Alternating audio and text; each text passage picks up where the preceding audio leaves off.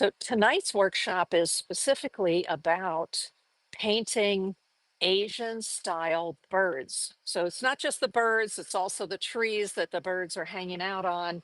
And for the workshop, I did some pieces here that I wanted to show you. And so this one is on rice paper, and I call it blue lovebirds. And then these are not cherry blossoms. The cherry blossoms are pink, and these are a little more orange. So these are plum blossoms right here on this one. Plus, the opposite on the color wheel from blue is orange. So bluebirds look really good with orange flowers. So this one is the one that I completed in color for the workshop. And let me show you some of the other pieces that I did. I've never attempted to do Asian birds. I've attempted to do birds before and I wasn't very good at it. So I said, you know what? One of the things that I like to do when I do these workshops is I like to challenge myself as well as share techniques with you. So I grabbed a couple of my Asian books that I'm going to be showing you in a little bit. And I started doing some exercises out of the books to get warmed up. So I did warm ups before I did this. Trust me, I didn't just like whip out a bunch of birds and flowers. I had to practice a little bit. So here's something that's very simple is a bird flying in the air. This is done with watercolor paint. So when you're doing these style paintings, you can use sumi ink, which, hold on a second, I thought I had it on the table. I don't, it's across the room here. So there's the Sumi ink that I've shown you before. This is the Yasutomo brand, but this is an already fluid black, heavy black ink that a lot of sumie or Asian painters use. So what I did instead of that was I thought, you know what? Oh, and there's someone here from South Africa on YouTube as well. Welcome in. Um, what I wanted to try is, well, let's say that the people who are following my workshop don't have Sumi ink. Maybe they have just watercolor paints. So I'm using this black watercolor paint, and that's actually what I did all of the paintings with that I'm showing you now. Is instead of using the Sumi ink, I just used a black watercolor paint. So if you have watercolors and you have a black watercolor, just follow along when we get to the workshop stage. I'll be using all watercolor paint tonight, not the Sumi ink for tonight's workshop. But this is like super simple, right? Just a few strokes, nothing fancy there. And then, oh my gosh. Okay, y'all, you might think that little balls of fluff, little baby chicks would be easy to paint. I'm telling you. These little balls of fluff right here, these little chicks, they were not easy. And I'm still not satisfied with how they've come out. But this is what you do to just warm up and test yourself and start to do the whole concept of birds, right? Is you do something simple like little chick balls of fluff. But to be honest, this was actually easier to paint than those little balls of fluff, believe it or not. And so this is some other types of birds up in a tree. This is actually my favorite thing to do is to do these trees like the apple tree, plum blossom, that kind of thing. And I'm going to show you how to do that in a little bit. And then the birds sitting on the branches here. That's the first one that I did. And I was like, oh, okay, I abandoned it. I didn't even finish it because I didn't like it. And then I did this one and I said, okay, now I'm beginning to get warmed up and I'm happier with where my birds are going. And then I went into color. So last week, Salmon's girl at the end of the workshop had asked, I had said that I was painting birds this week, and she said, ooh, can you show us how to do a cardinal? So she had a reason to want a cardinal. And I went ahead and I printed out I pulled some pictures off of Pixabay, which is a royalty-free site that I like to use. And then the first one that I've done of that was this one. So that is a fluffy during the winter, just sitting on a branch here. Actually, the bird looks like it's too big for the branch, doesn't it? It looks like the branch is going to go snap any second. But that was the first one of a cardinal. And if I don't see her in the stream yet, but if Salmon's Girl comes into the stream as we're doing the workshop, then we will paint another one of these to because she wanted to know how to paint a cardinal. So I had to be sure that I made one. And then another piece that I did for the workshop is this. So I love just, and this is on, instead of rice paper, all those other ones I just showed you were on rice paper. This is watercolor paper. So perfect using watercolor paint on watercolor paper, right? Perfect. And so you don't have to use your Asian brushes like I usually use my Asian brushes, but you can also use watercolor brushes. And so I did a magpie in a pine tree, right? It's called Magpie on Pine.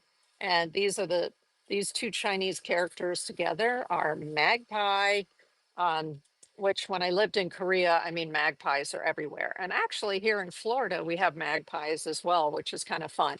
So this one is on watercolor paper and it is now finished.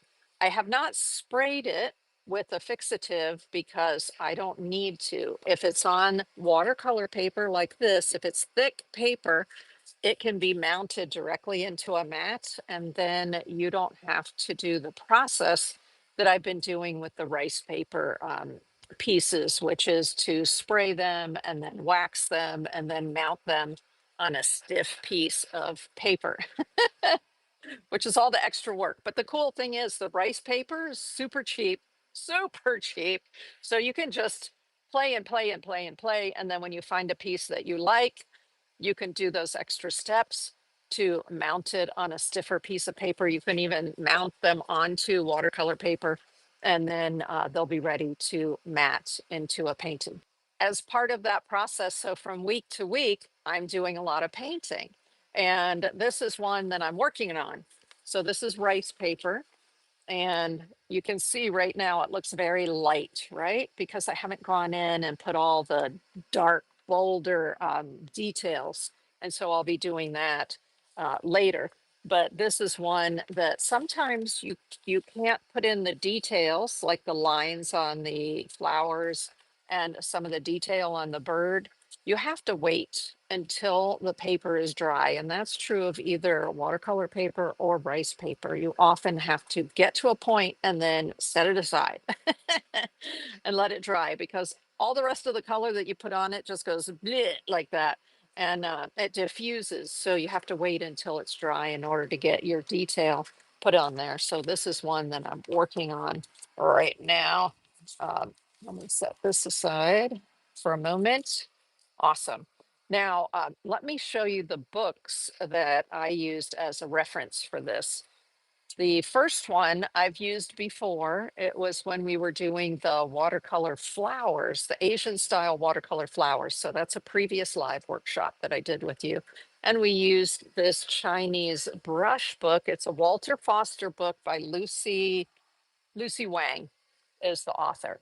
So this one is an excellent book. I like the sort of large format of these books because it makes it really easy to see the instructions.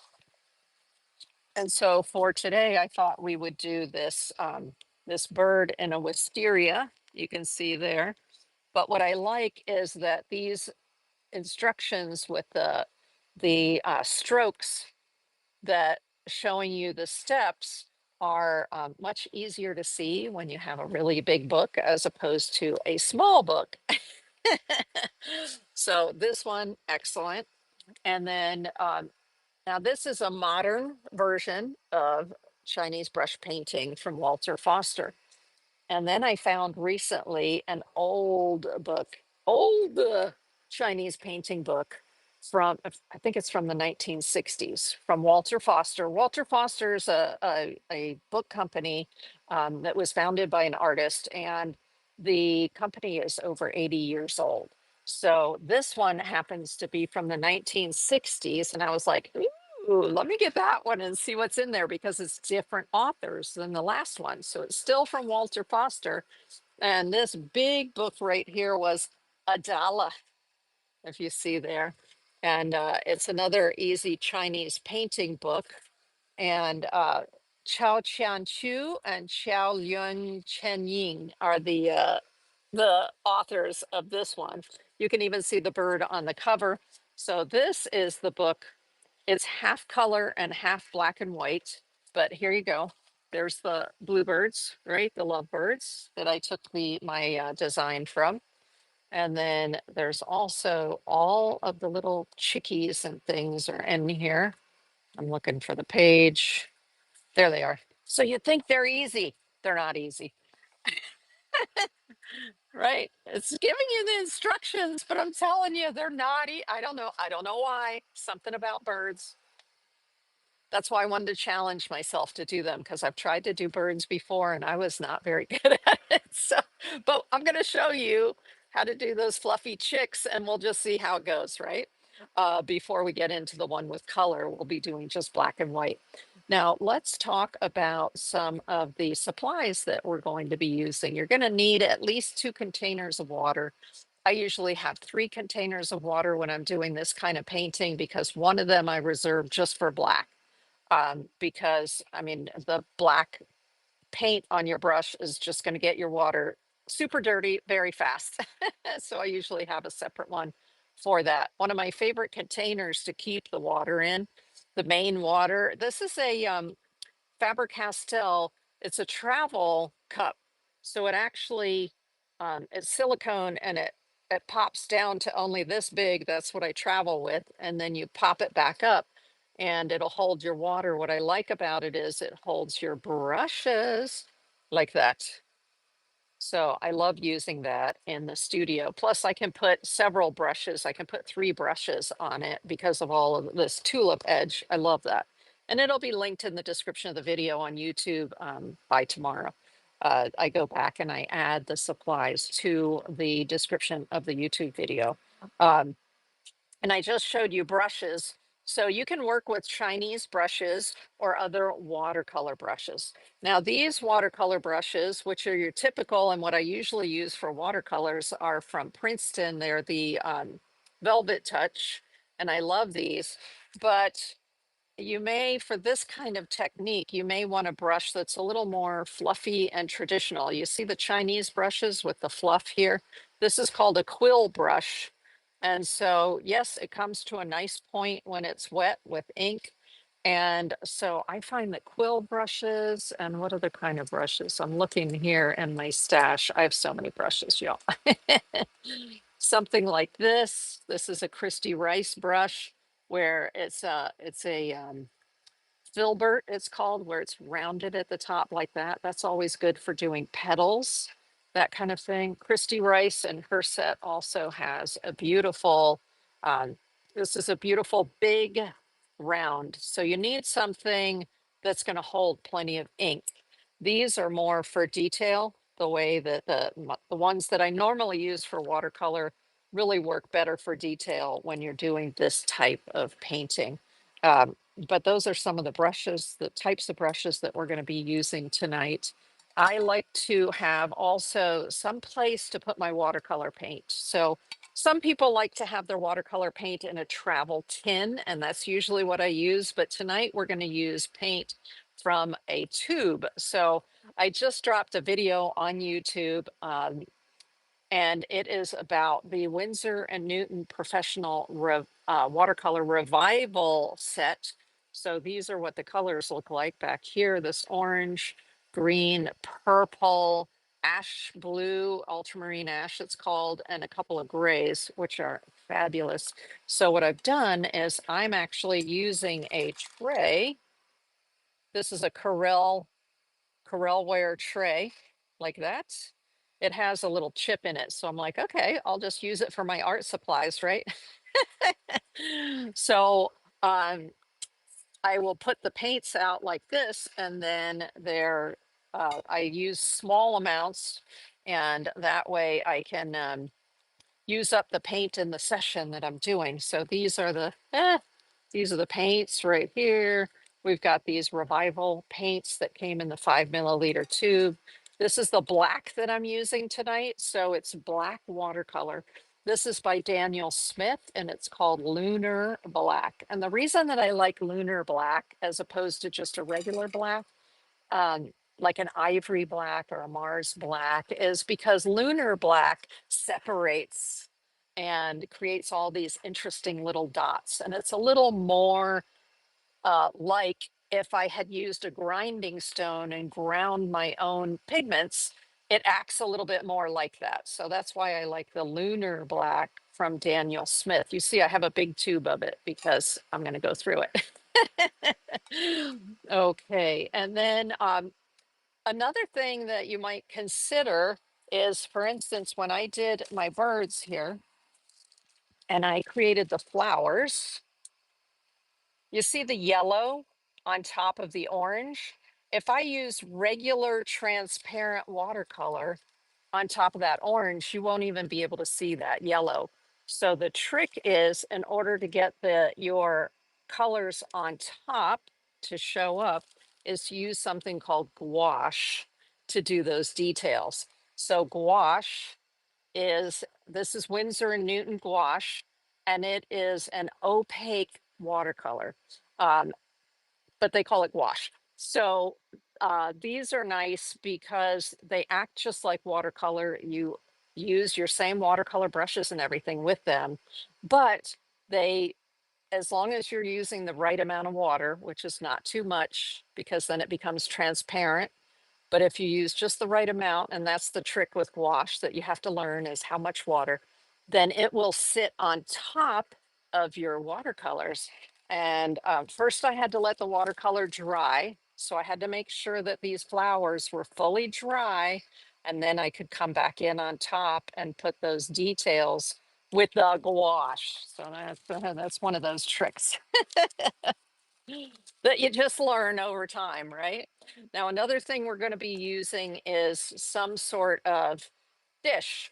So I have these dishes. These are enamel dishes. I love these because they're so easy to clean out. They don't stain. And some of the colors that I use are very, what they call staining colors. So sometimes they don't fully come out of these little plastic containers. And these are also ones that I use for color mixing. And these won't stain, so that's why I like these a lot. And so I have just a collection. Oops, there's water coming out of there. I have a collection of these, and so you need something that you can mix your colors in. Even just having this tray right here, you can see that I was doing a lot of color mixing right on the tray. So that's another reason why I like this one. Let's see, is there anything else we're going to be using? Oh, if you are not getting the right results out of, you don't feel like you are, the paint isn't flowing right, something, the colors are separating too much, something just isn't working, I would suggest that you check the water that you're using. And a lot of people don't think of that. They're like, oh, watercolor. Okay, we need to use lots of water. But depending on the water where you live, you may need to use distilled water. So bear that in mind. If you're not getting the results that you expect, and you're like, why does it look like that with that person? I'm using the same brush and the same paper and the same paint. It's the water. And I know a lot of people don't think of that, but I don't have a problem with the water where I live, but I had other people tell me that that is a consideration, that it can make a difference. So I thought I'd share that with you. Now, of these paints here, the video that just dropped today about these revival colors of the Winsor Newton, I did some color swatching, and then I also did some color mixing. So I'm just showing you this because I think it's important when you have your watercolors to color mix them in different combinations to find out what other colors you get.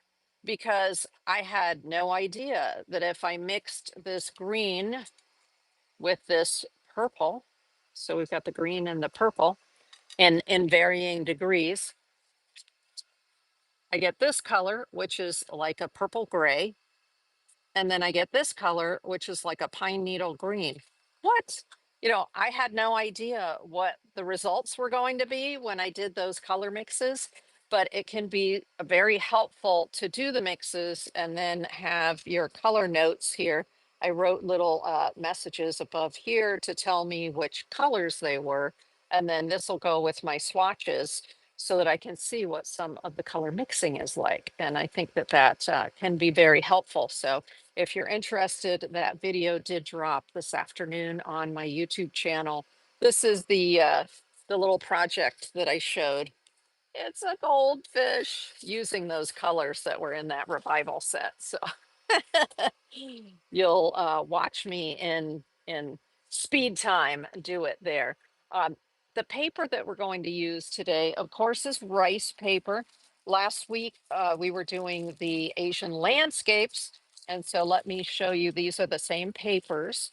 There is the very inexpensive, super thin paper like this, the Chinese papers. And so it's what is like a sketch paper. This is another one, and that's very thin rice paper. Actually, that's what I did this piece on.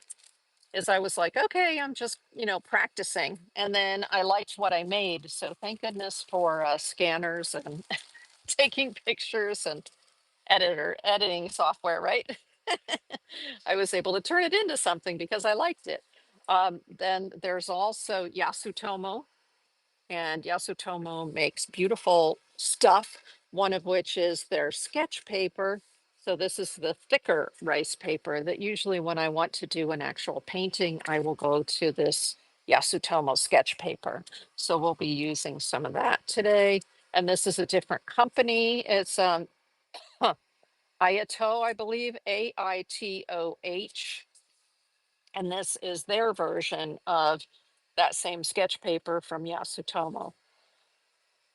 Oh, it's a little bit thicker rice paper. So that's more for your final calligraphy or doing paintings like these. Okay.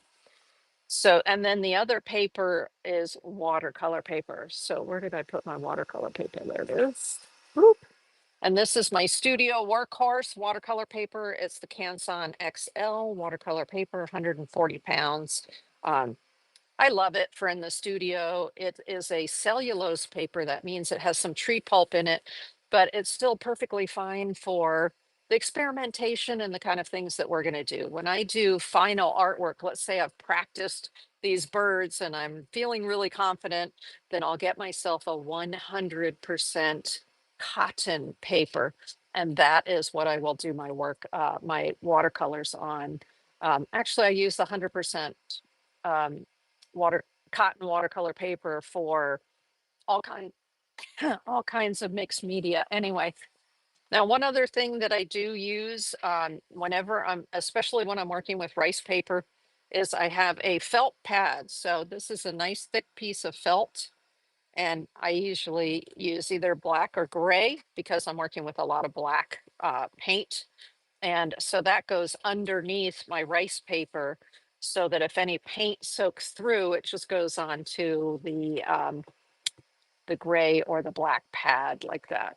Okay, I think we are ready to go over top of the table and we are going to get started with some exercises using the black watercolor. And we're going to try some of those chicks. So you'll see that it's not as easy, but hey, if you have some watercolor paint, and even if you don't have black, you can just use a blue or a red or any color that you have on hand to do these exercises along with me.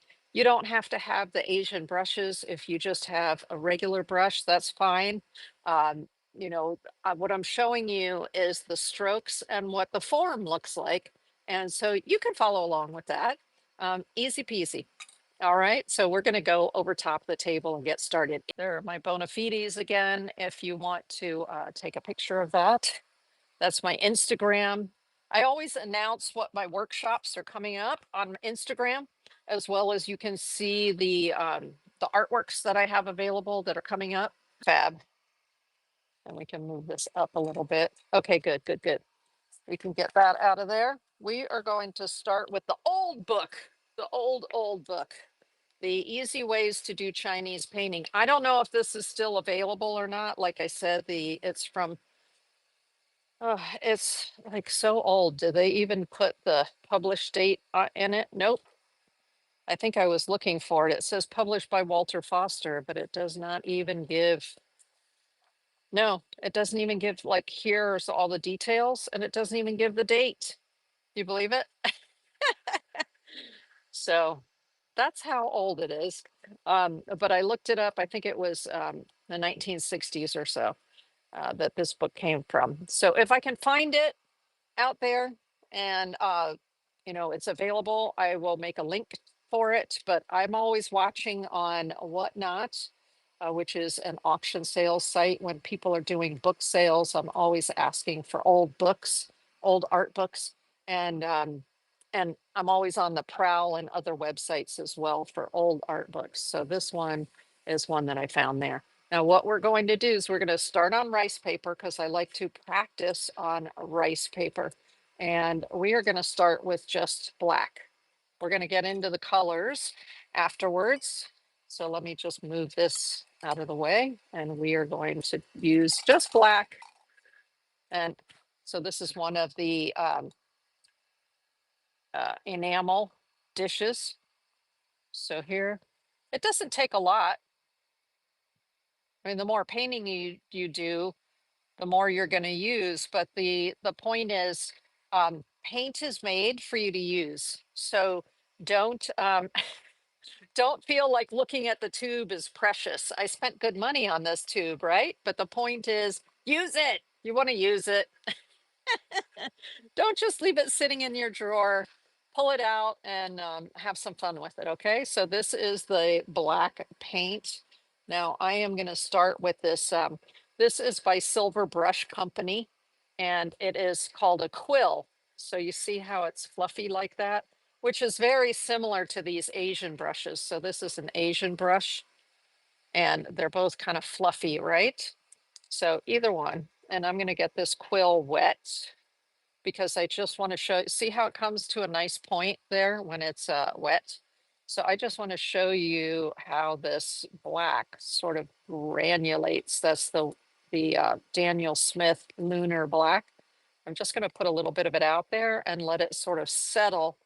And you're going to see how it's going to start to separate. And I love that about it. You may even actually be able to see the separation already, but love that effect from black. All right, let's see if I can move this out of the way without knocking my water over. There we go. So in this book, there's the Magpie that I showed you earlier that I was working on. Actually, to me, it's easier to do the Magpie than it is to do the chicks. But you know what?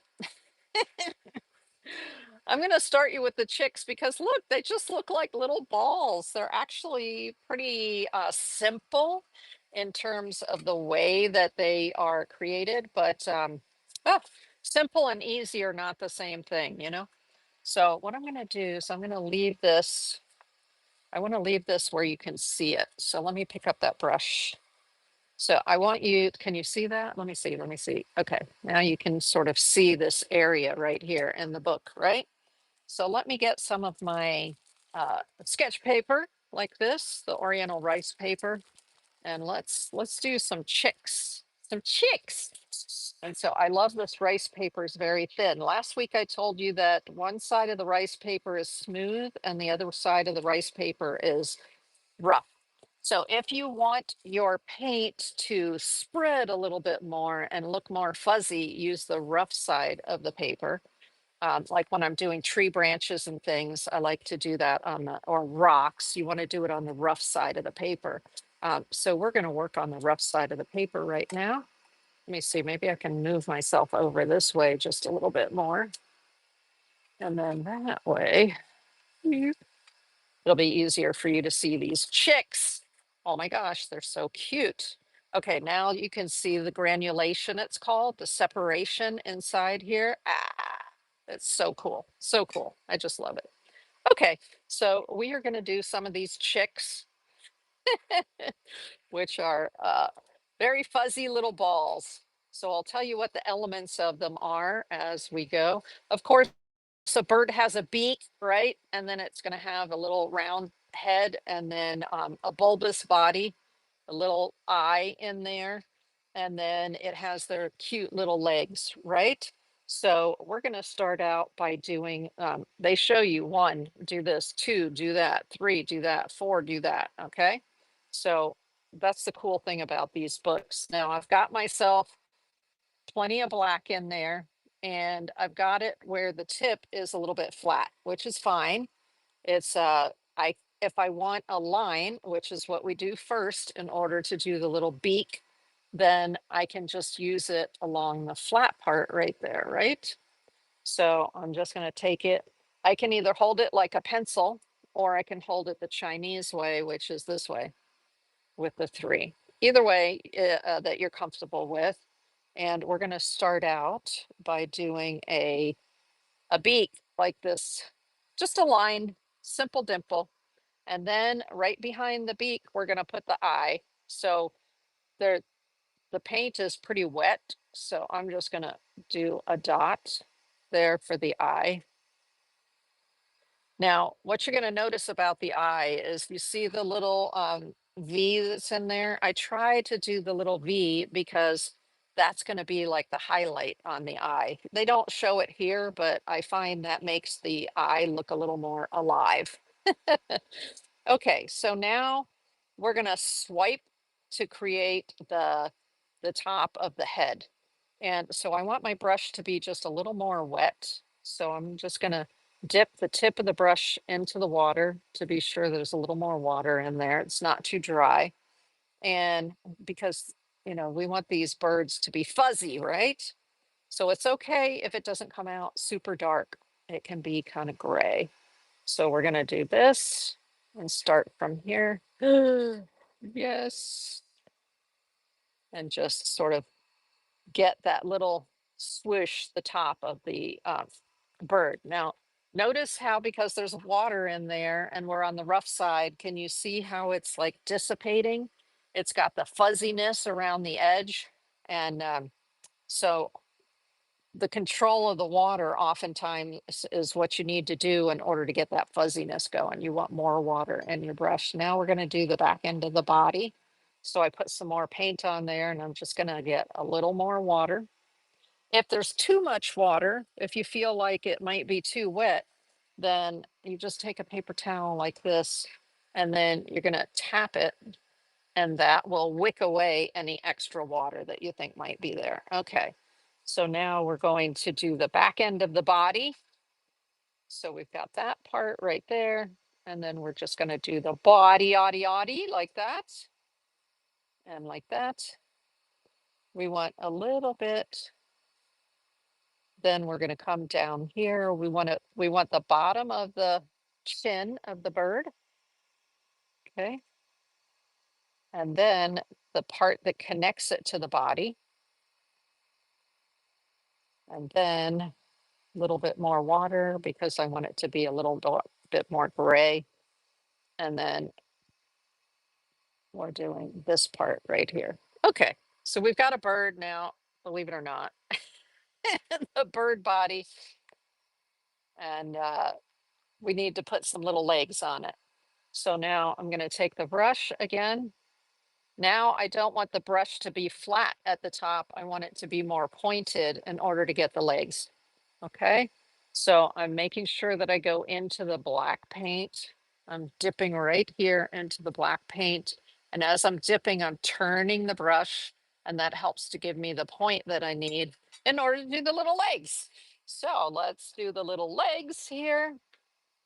Welcome in everybody who's coming in now onto Whatnot and YouTube. Thank you for joining. So back here somewhere on the body, we're just gonna make a little dot and then bring the leg down. And now we need to do the little parts of the foot here, right? Oh, there's a foot. Oh my gosh. Okay, there's a birdie foot. And then over here are the little claws from the foot in the back. So we're just putting right?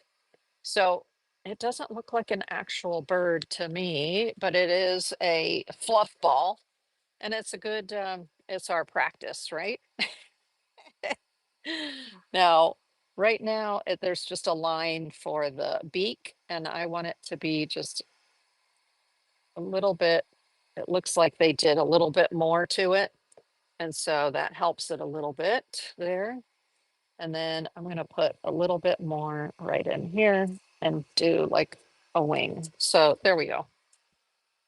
After I did the initial, I was like, oh, no, wait, I need to fix that a little bit. So you can go back in and fix it if you want to.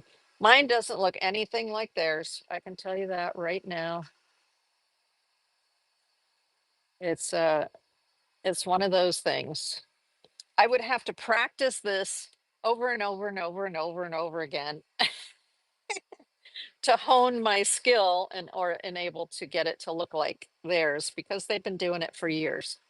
Okay. Oh, all right. Let's do the next baby chick with just the black. So I'm going to get a little bit more paint here on my brush, and I'm turning the brush because I'm going to start with the beak. So I want to have a tip on the end of my brush, and we're going to do this little one right here that has its beak open. Can you see that? The little open beak. So those are the steps that are right here. And so we're going to start out here with what they do here is they have a line and then a little bit coming back. So it looks almost like a mini V like that. That's the top of the open beak. And then we're going to go here is just a little line for the bottom beak, the bottom of the beak. All right, just like that. And then let's see, where are we putting the eye? We're putting the eye right here. And now we're going to do that swoosh for the top of the head, right? The swish. I like to add just a little bit of water to my swish. Maybe that's why mine doesn't look like theirs, because mine comes out kind of overly fuzzy. Okay, let's try this. So it's a little more wet, and we're holding it here. We're going to go up, up from here, where the little see, okay, all right, that's looking promising. So that is the head of the chick, and then we're going to do the body of the chick. So the body comes out from the head here, and really it should just be like a fluffy shape. And then we're going to do this here. All right, and then we're going to get the little part underneath the face. So I'm going to add a little more water. I want it to be a little more gray. So I'm wicking some of the water away. So I'm just getting pigment here. And we're just going to do this part. And so that part underneath the chin and beside the eye is a little bit gray. All right. Then they have us build a little fuzzy fuzz part right here where the leg is going to come out from. So let's get some more black. We need black, and we need to turn our brush so that we get it to be pointy for doing the little legs, right? But I don't want to have too much water on there. So let's wick it good, right? We don't want to have too much water. And now we're going to bring our little leg down. So I'm starting with a dot to deposit a little bit of black. And then there's the leg. And then we're going to do the little toes. And another toe. And the toe from the back. There we go. There's one foot. And then back here, we have another foot. We've got the toe there, the toe there, little one there, little one there. There we go. So that is the chicken that's looking up. Now, the interesting thing here, you see how they don't have as much fuzz going, do they, in theirs? That could be partly due to the paper. So remember, I'm using a super cheap rice paper. I'm also working on the back instead of the front. And so that may be causing that as well. You know, the fact that it's spreading more and the way that it takes the water. So I may try this on a heavier rice paper, or hey, Gypsy Soul, welcome in over on Whatnot. I might use a heavier rice paper, or I might use watercolor paper, which is thicker, and I may not get that crazy haze as much as I do here. But there's a cute little bird looking up, up, up, up, and let me just put a little dot in there for the heck of it. Okay, and then the next one that we want to do is it's scratching, it's looking down. So that's the third bird that we want to do. And these are little what? Chickens, little fluff balls, little baby chicks, which you thought would be easy. You know, the elements of them are easy. It's just the execution and the executioner, me, right? Doing it that all of our hands work differently and our paint is different too. Remember, I'm using watercolor paint instead of using Sumi paint. So there's the Sumi ink. And so the Sumi ink on this rice paper may operate differently as well. We don't know. We'd have to try it. Mm. But I thought that I would show you what you can do with the paint that you already have at home. So let's do the little beak for the bird that's going to be looking down and scratching. So we're going to start with just a little V like that. And we're going to put the eye back behind the V. So usually the eye is right there behind the V somehow. And then, excuse me, I'm actually going to lengthen that a little bit. And then we have to do the head swoosh. So let me do the head swoosh. Let's see. Where does it start and end? So it starts here and it swishes back like that. Okay, there's the head and then the body. So I'm following this one now. It was the beak, the eye, the top of the head. Now we're going to do the body and then we're going to put the little legs on. Okay. So I don't want it to be quite so black for the rest of the body. Actually, this part of the body I can do black. And we're just sort of bringing it around. So that's a dark. You see how dark that is? That's because I have lots of black in my brush, but I want it to turn a little more gray for the rest of the body. So I'm dunking it in water. Just getting more water, not adding more ink, okay? And then I'm gonna bring this around. Yep, now I've got gray. And I have to bring a little bit down here and a little bit over here. Oh, there's a cute little body. There's a cheeky body. What? Hey, Southern Touch Vintage, welcome in. We're doing a lesson on painting birds, Asian birds. And then there'll be an auction of some of my finished artwork as well as some greeting cards and things like that. Okay, there we go. And then we need to put the legs in. So I have to grab a little bit more black. So you can see my big blob of black right there. So I'm just putting the tip in to the fresh black so I can get the fresh black for the legs. I don't have too much water on there because I got rid of a lot of it.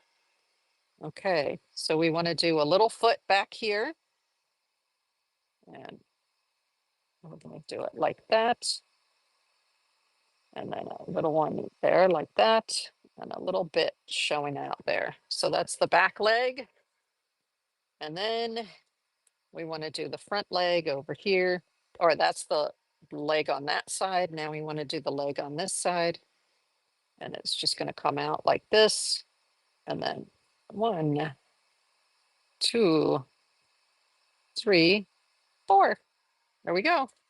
So there's the little chickie that's looking down and getting ready to scratch. So what they do is that these artists have put those various chickies together here and created a little scene with them. And you can see the difference between the darks and the grays, the light grays. And of course, they've got a light gray down here to indicate the land. So let me show you the light gray for the land. Of course, they've just added a bunch of water to their brush like that. So they've got a light gray, right? Because we just have a little bit of black over here. So now I've got a gray, and they don't want it to be too wet. So I'm wicking off some of the water like that. And then if you look at these strokes, they look like they started here, and then you see those little dry ends right there. That's called dry brushing. But in the Chinese way, you take your brush and you hold it on its side. And so you're using the side of the brush in order to get it to do that. So let me show you. So you see the little wisps at the top right there? That is from just holding it like this, sort of, I'm using about this part of the brush right here. And that's what they're just doing the land. This is actually probably a little bit darker than I want it to be. So I would have to get a little bit more of the water out of there to make it a little bit lighter gray. Now it will dry lighter than what you're seeing here though. So it looks a little dark to me, but it will dry with a slightly lighter look to it. Okay, so this, it looks grayer. It looks almost darker, but it's actually just wetting the paper. There's barely any color in it. So when it dries, even though it looks darker right now, it's actually going to be lighter. And that's how you get that going. And then let's do a little bit of it up here. You see, I'm using that side like that, and that kind of creates that what's called broken color there. Okay, so that's them hanging out in the yard, scratching for food and insects, right? Now, what they've done here is they come back after it's dry, and you see those little dark spots right there. So they're dry. Well, it's not all the way dry, it's most of the way dry. So what I'm going to do is pick up a little bit darker on the tip of the brush, and I'm just going to drop in little bits, because that's what they did. It wasn't fully dry when they dropped it in, and so it actually looks a little diffused, and it's just a little spots here and there to give the landscape sort of an interesting look to it. Let's put a few spots up here too, just for something different. Isn't that cool? It's like, it doesn't take a lot, but it just, it's those finishing touches that add some interest to what it is that you're doing. Okay, there you go. So this is my favorite one. A lot of times I'll go back and I'll look at my paintings and I'm like, what do I like about the painting and what don't I like and what can I improve, right? And so looking at this one, I'm like, I like this chick right here the best. Don't like the first chick at all, but what? You're warming up. So don't be hard on yourself, okay? That's what warm-ups are for. Now, the funny thing is, this little chick, when I created it, it looked quite dark. But if you look at it now, it's a light gray. So definitely it changed. It got quite a bit lighter as it dried. So I'm actually going to go in with a little bit more dark, and I'm going to put a little wing in there. See that? Again, I'm using the side of the brush, and then that way I can get a little bit of a sort of dry brush. It makes it looks like feathers, right? And I'm darkening that little area that should be the wing of the bird That's while I still have it on my brush. Let me try that over here too. There. So now it looks like it has a little wing. These are so cute. They're very cute. They do annoy me, but they're very cute. Now, let's go to a little heavier rice paper. This was our super light rice paper, super cheap rice paper, perfect for warm-ups, getting started, getting your paint going, getting your brush going, getting you going, right? Have a drink of tea. Mm. Okay, so what we're going to do is go to the heavier rice paper now. So now I've got this is going to be the Ayato or the Yasutomo sketch paper is the thicker. And I think do I have a loose sheet in here? No, I thought I did. Let's see, is there a loose sheet in here? No, okay. So they are bound with like a wheat glue or something up at the top here. So they're pretty easy to get out. All right. So now we've got the sketch paper here. This is a much thicker rice paper. It's still going to, when it gets wet, it's still going to crinkle up, just like, let me see, where's the one that I have that was on that? I'm just looking for a painting that I did on this kind of rice paper. So this one from last week. And if you look at the side, can you see the crinkles in it? So that's this thicker rice paper, but it's still going to crinkle when you use it. Okay. If you don't want the crinkling, then use watercolor paper. Okay, which we'll do our final work on watercolor paper. Okay. But this is going to be another warm up, and we're going to use the same book, but I want to do, I think it's earlier in the book, is the other blackbirds, black and white. It has some nice color. There's one of my neighbors across the street has a gladiolus like this that looks just beautiful. Okay, where are you? Where are you, bird? So before the bluebirds and the plum blossom tree, let's see, there was the other big blackbirds, which, oh, maybe it wasn't in this one. Was it in this one? Let's see. Let me see. Let me see. I thought it was in this book. I don't want that to fall over. We have this one. And that one. Huh. Okay, it must have been in another book. So we're going to do the Magpie because the Magpie is cute. And again,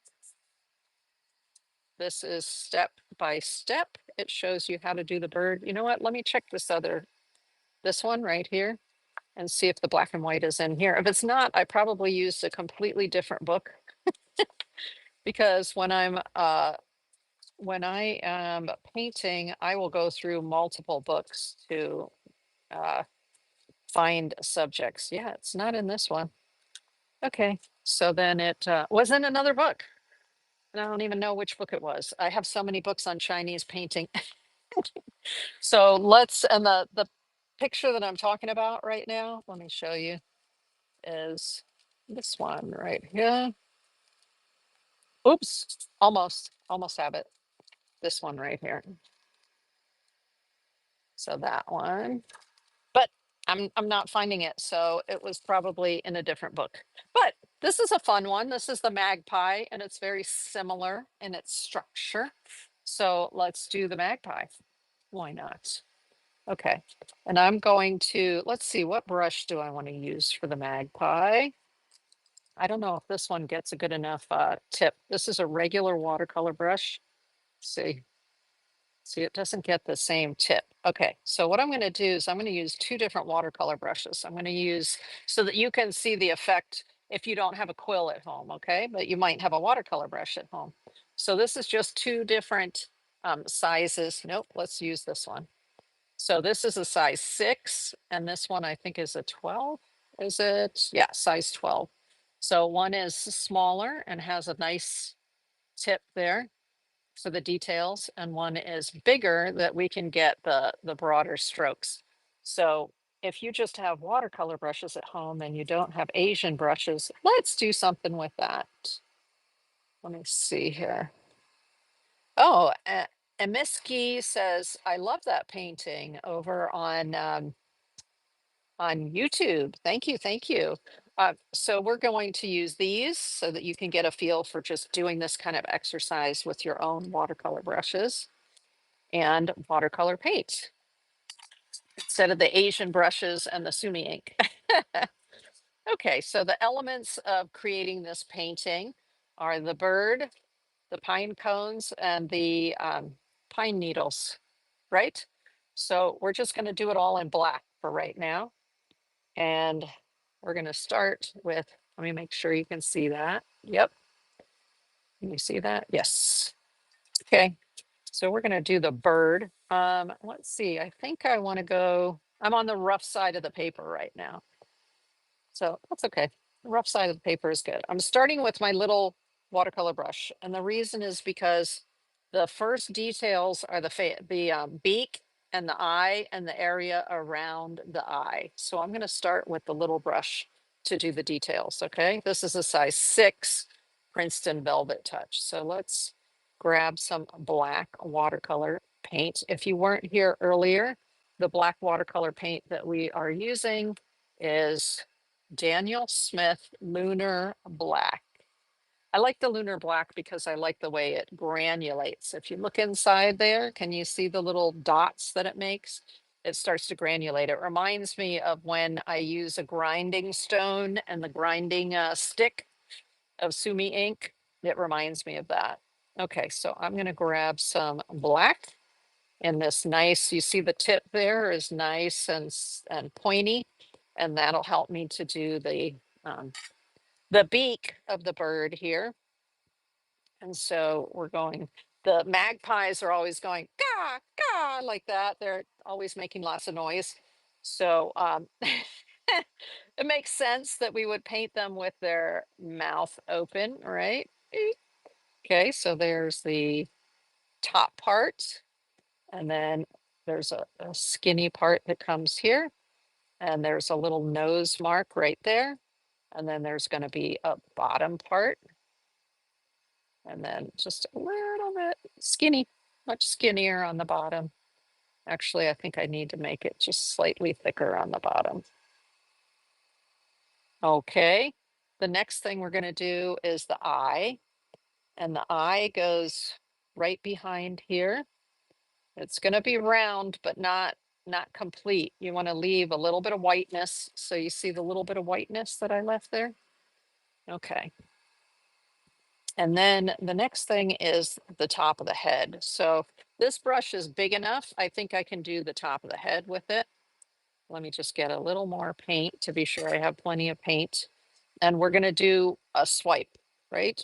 Oh, no, it looks like first they put a little bit more paint in here around the face and around the eye. They sort of framed the eye. So they're leaving some white space around the eye right there. So let me just do this, use the detail brush to kind of get that area around the eye. So that a lot of times you'll see with bird eyes that there is a little white spot in the eye, but there's also a little bit of white around it. So if you look at these right here that I did on the rice paper, can you see the eye there and how there's a little bit of white around the outside of the eye as well? Okay, so we've got that figured out.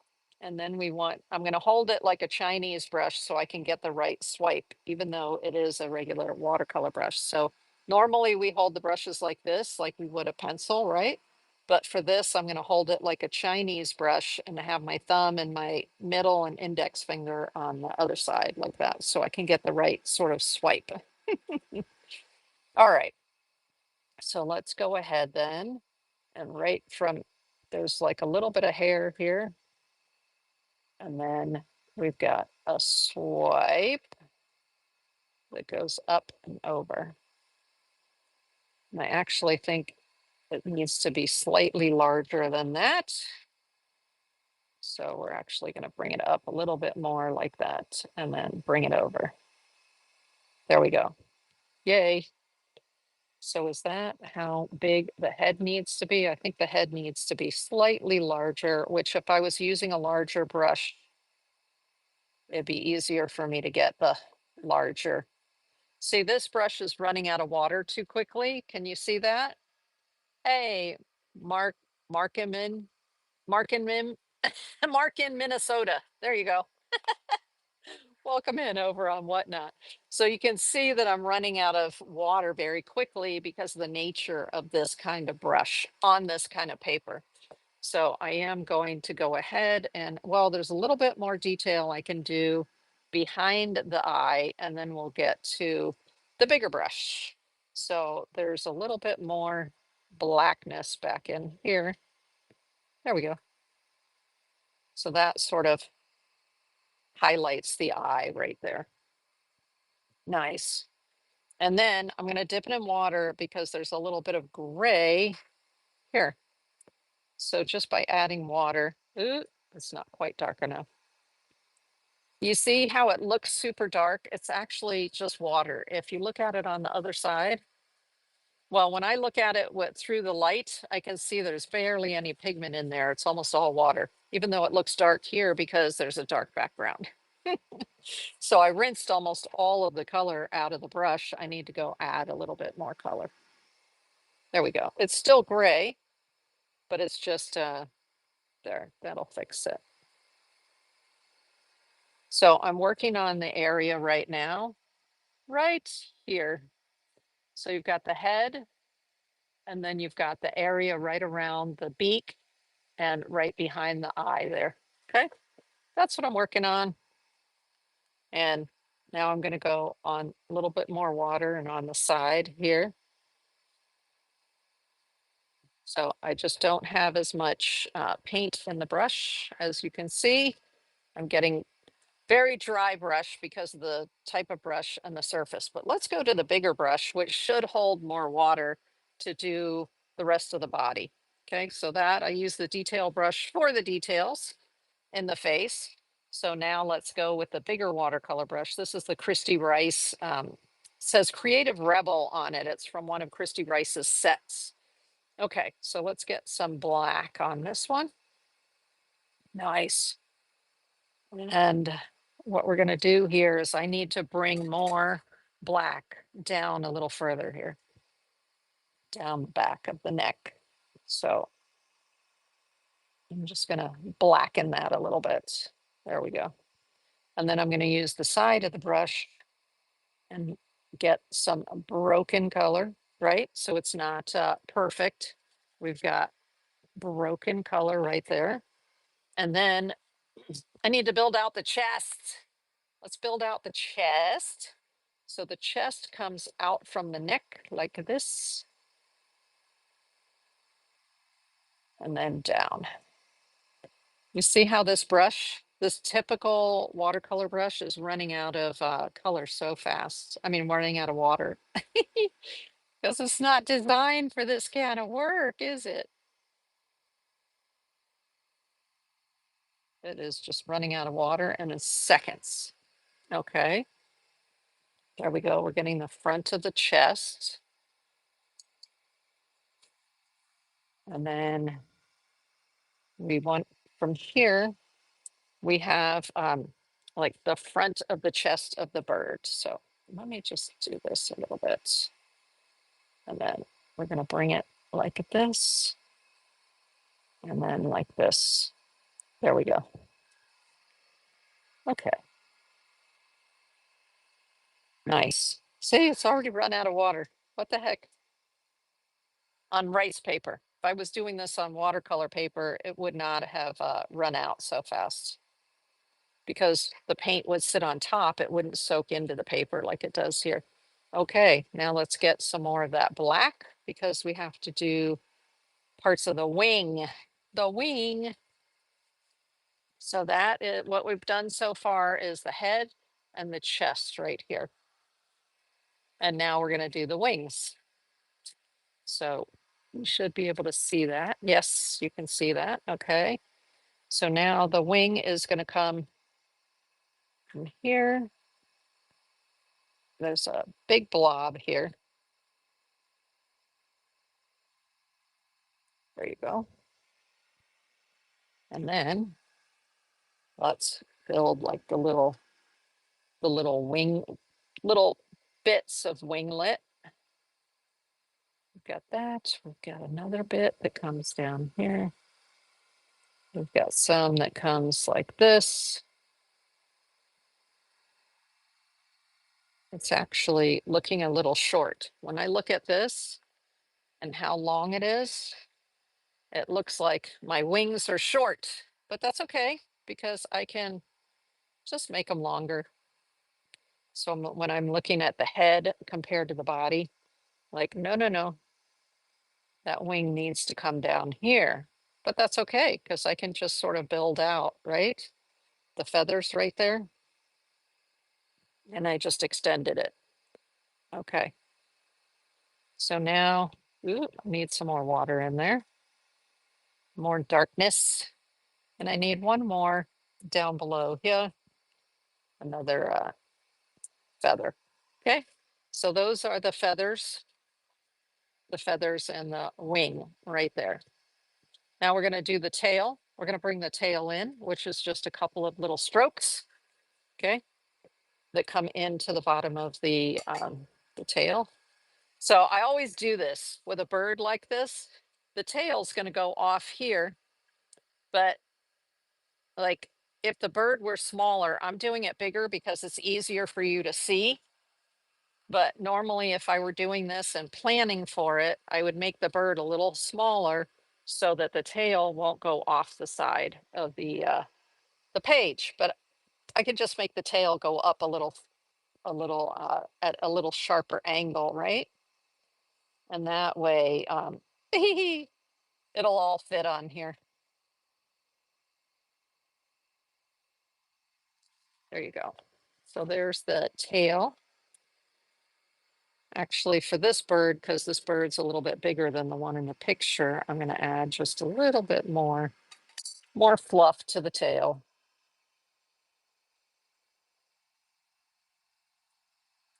Just to make it look just slightly more substantial. There you go. Okay. So they show the tail going out at more of an angle here, which if I had a much wider paper, I could do that, but I can't do that right now. Hey, has Ryan Gates says, can you teach me, please? Well, that's what we're doing. We're going through, I'm showing you the book that you could purchase for yourself in order to be able to learn directly from the book. But I'm actually stepping you through the steps that the book is showing you so that when you get the book, you can be more confident in, and you can rewatch this video and follow along with the steps along with your book. All right. Um, that's my objective anyway, and I'm sticking to it. All right. Let's see. I see that there's actually like a little bit more. This is darker, right? So I'm just coming in and I'm perfecting some of this with the darker. All right. I'm going to add a little bit more water. And let's see what we have here. We've got the outside of the bird right here. And it's going to come down to about here. So we've got the outside of the bird about there. And then we've got sort of the middle of the chest right here. Yeet. Okay. And then down at the bottom here, we've got the bottom sections that are going to turn into the feet, the feet, the feet, the feet. So I've got plenty of ink in here. I'm sort of laying it over on the side. So this is the bottom. This is this part right here that foot's going to come out of. And now I'm going to do this part, which is the bottom of the other foot. So let's get some more black on there. Again, this is the Christy Rice size 12 Creative Rebel round brush. And now we're going to sweep this across here. and then bring it down like this, because this is where our bird leg is going to be attached to. There is a lot of dry brushing going on here with that. Okay, good, good, good. Now I'm going to make this just a little bit darker. Just grabbing a little bit of black. Just going to make this area a little darker. I kind of like the broken line there. Doesn't have to be solid, right? It can have that wispiness to it. I don't mind that. I'm actually adding some wispiness. Why not?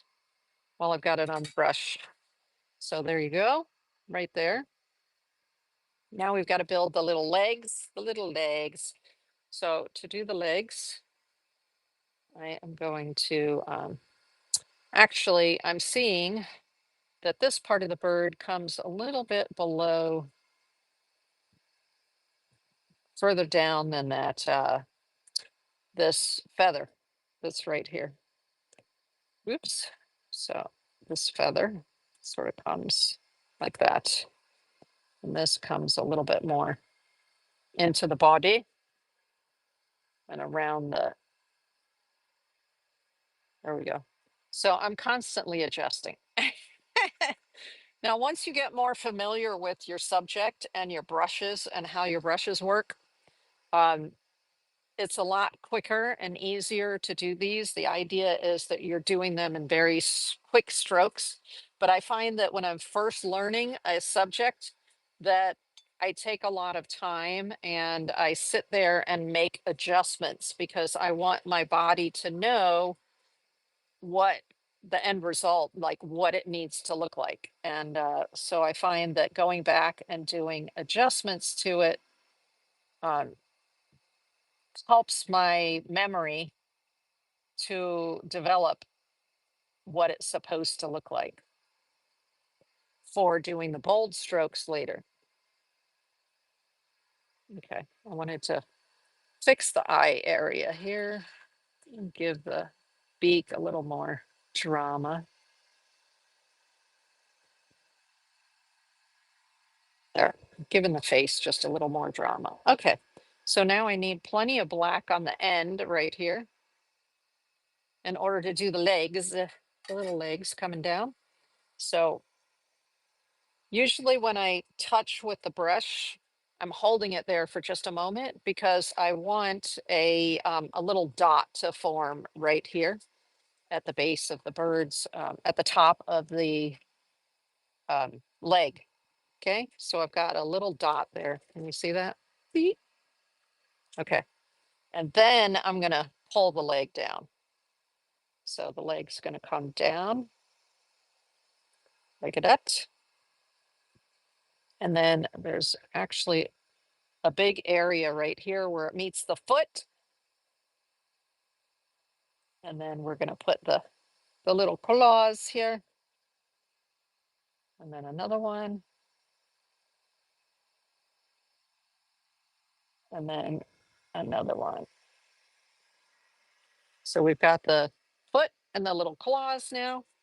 And then up here, we're going to have, it's sitting on a branch and the branch is coming up like this, or I guess more like this. So there's going to be a little claw here also holding onto the branch. So I am going to start that right here. And I'm just going to bring it out. And then we've got that. So we've got one claw going on that side of the branch and then several claws going on this side of the branch. And it's not quite dark enough right here for me. So I'm going to pick up just a little more dark like this. And then, okay. So I'm actually going to add a little bit more dark right here into this one.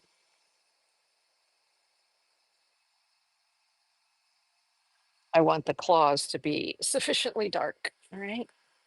And the foot. Okay, so there you go.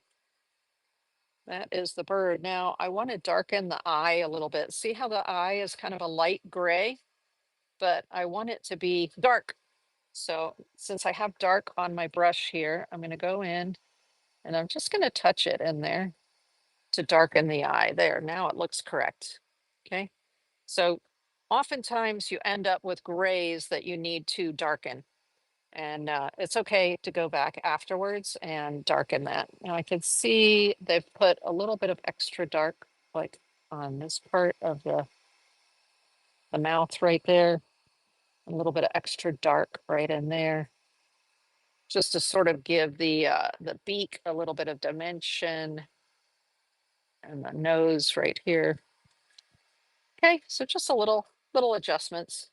And then you build the tree around the bird. So often, like when I did these blue birds, these two blue lovebirds, I built the birds first and then put everything around the birds.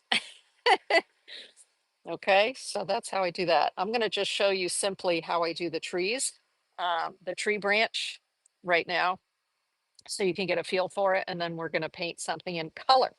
Oh, color. Okay, so I get plenty of paint on the side of the brush, but not too dark, because you can always come in. You're going to come in later and you're going to add little details to the branch. So I don't want it to be the darkest dark. And you can see there, I've got sort of a gray, right? A lighter dark. And then you're using your brush on its side. So I'm using this part right here. And I'm going to start down here, but I'm not going to go straight up. I'm going to give it a jiggle, and that's going to give me sort of a knot in the tree. And then I'm going to bring it up. So here, like I said, with this brush and this paper, holy cow, it's I'm getting a lot of dry brush effect. So let me bring some of the branch down here. And then I've got the branch here and over here. So you see, when you do it on the side like that, you get what looks like the dry brush sort of effect going, right? And let's get some more, because now what I want to do is I want to, so I sort of stop and make a little knot.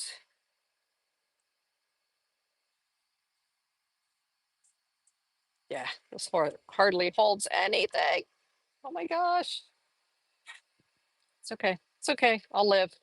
That's why I like the Chinese brushes. The belly of the Chinese brush I was showing you the last couple of weeks um, holds a lot more water. So let me get this one. Well, let's see.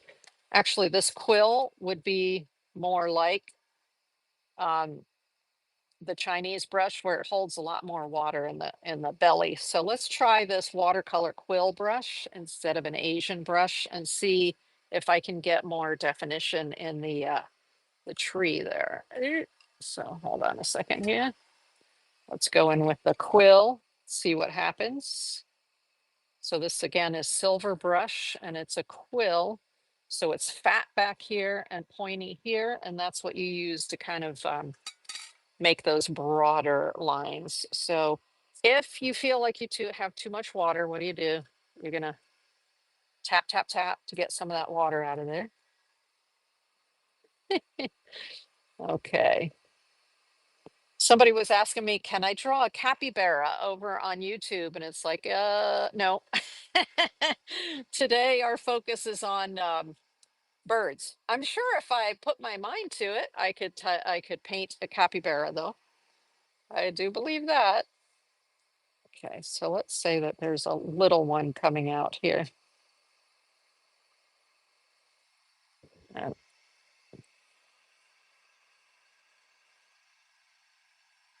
so you see how I'm just sort of moving the brush around?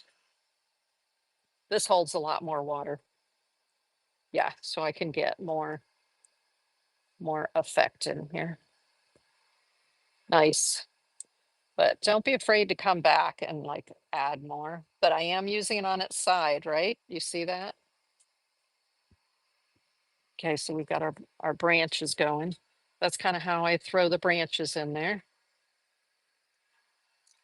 And then here, I might have another little branch come off of here. Oh, it's too wet. Straight out of there. Need to get rid of some of that water. And then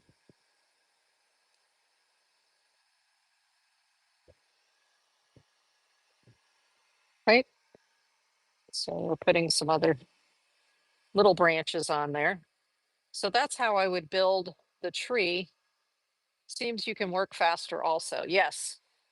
If you have the brush that has the proper amount of water in the belly, Mark V, you're correct. You can work faster because you're going to have more water, more paint. Um, but these quills, they work. And I'll have a link in the description of the video for the silver brush. Has some really nice quill sets that have different sizes so that you can do the details as well as do these bulk areas like this. There we go. So I sort of sit there and like build build the tree around the bird. And then if you're going to do the pine, of course, you want to throw in a pine cone, right? So where are we going to throw in a pine cone? Let's put a little branch off of here. And then the pine cone, I had shown you before. Thanks, nice drawing, bro, someone said.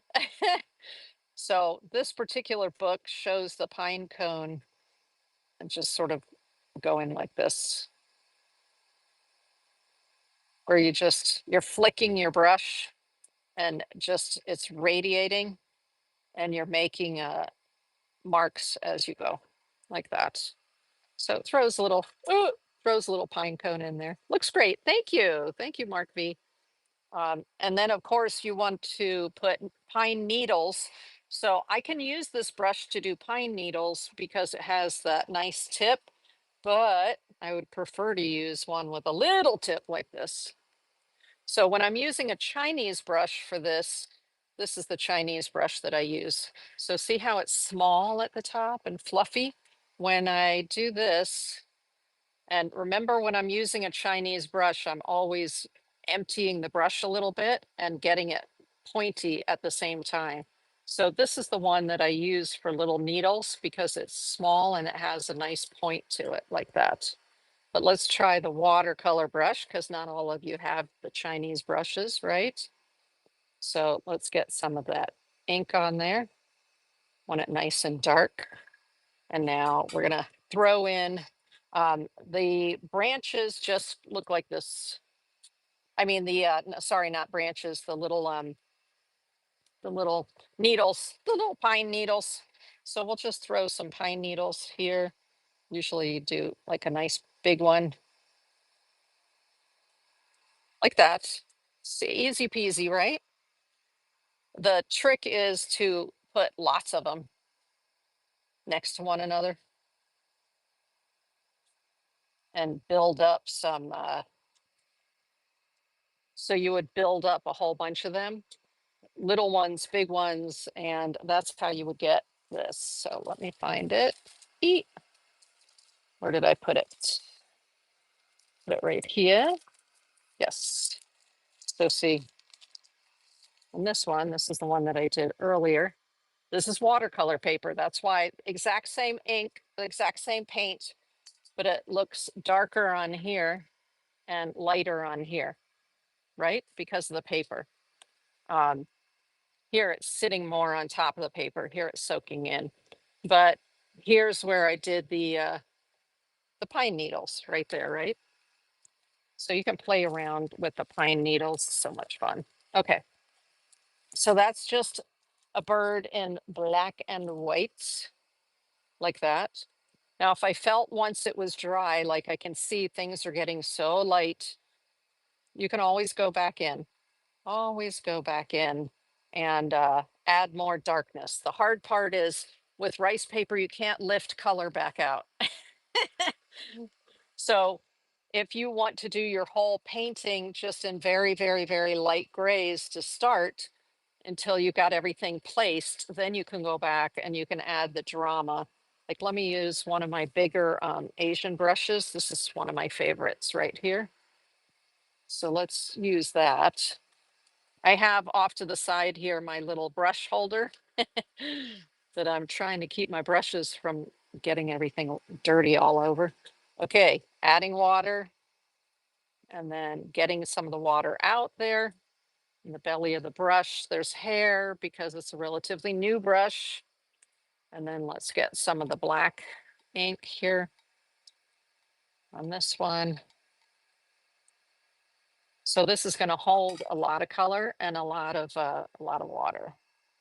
So let's say I wanted to. Now I'm holding it like the Chinese, and I'm going to use the side of the brush here, and I want to darken that and bring a little bit of definition in here. But now I'm depositing a lot more. I am just depositing a lot more paint than I did with the other brushes. Okay. So now I'm deepening that black. But it's because of the brush. Because of the brush, y'all. Right?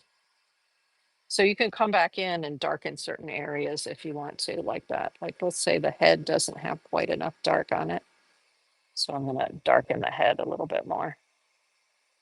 Use the side of the brush so I can get some broken color in there. There you go. So now I'm darkening it a little bit using the Asian brush, which releases a lot more water and a lot more paint. Okay. That's why when I'm doing Asian style uh, subjects, I like to use the Asian brushes. And you know what? They're cheap. There'll be a link in the description of the video on YouTube with some of the Asian brushes that I like to use, so that you'll be able to pick some up if you don't have any already. Okay, let's do something in colors, so that we can not only use this black, but we can get into some of these revival colors that we just that just came out. Okay, so we're going to put this aside now. I had told you before, the underside of this, when it's still wet, this ink will transfer onto other items. So make sure when you transfer something that's still wet, that you put it on top of a surface that's not going to be harmed by that. So for instance, this is the Oriental paper, some of the sketchy rice paper, and I'm going to put it on top of the bag so that it doesn't end up getting blackness on other artwork, which I've done before. And it's very annoying when you do that and you're like, dang it, that painting looked nice. And now it has black spots all over it. Oops. Okay. So we're now going to do one of these colorized paintings out of here. And this is what we were just working out of the 1960s Easy Ways to Do Chinese Painting by Walter Foster. And now we're going to work in the Walter Foster, but the modern book, Chinese Brush, and by Lucy Wang. Lucy Wang. So what I wanted to do in here is this one. This one, it's a warbler in Wisteria. Ooh, but I love the purple and the greens because in the set, the revival set that I showed you earlier, there's a stunning purple, and look at this amazing green, right? Oh, so again, this is the set that I was talking about from Winsor Newton. I just dropped a video on that on my YouTube channel, and it's the Winsor Newton Professional Watercolor Revival set.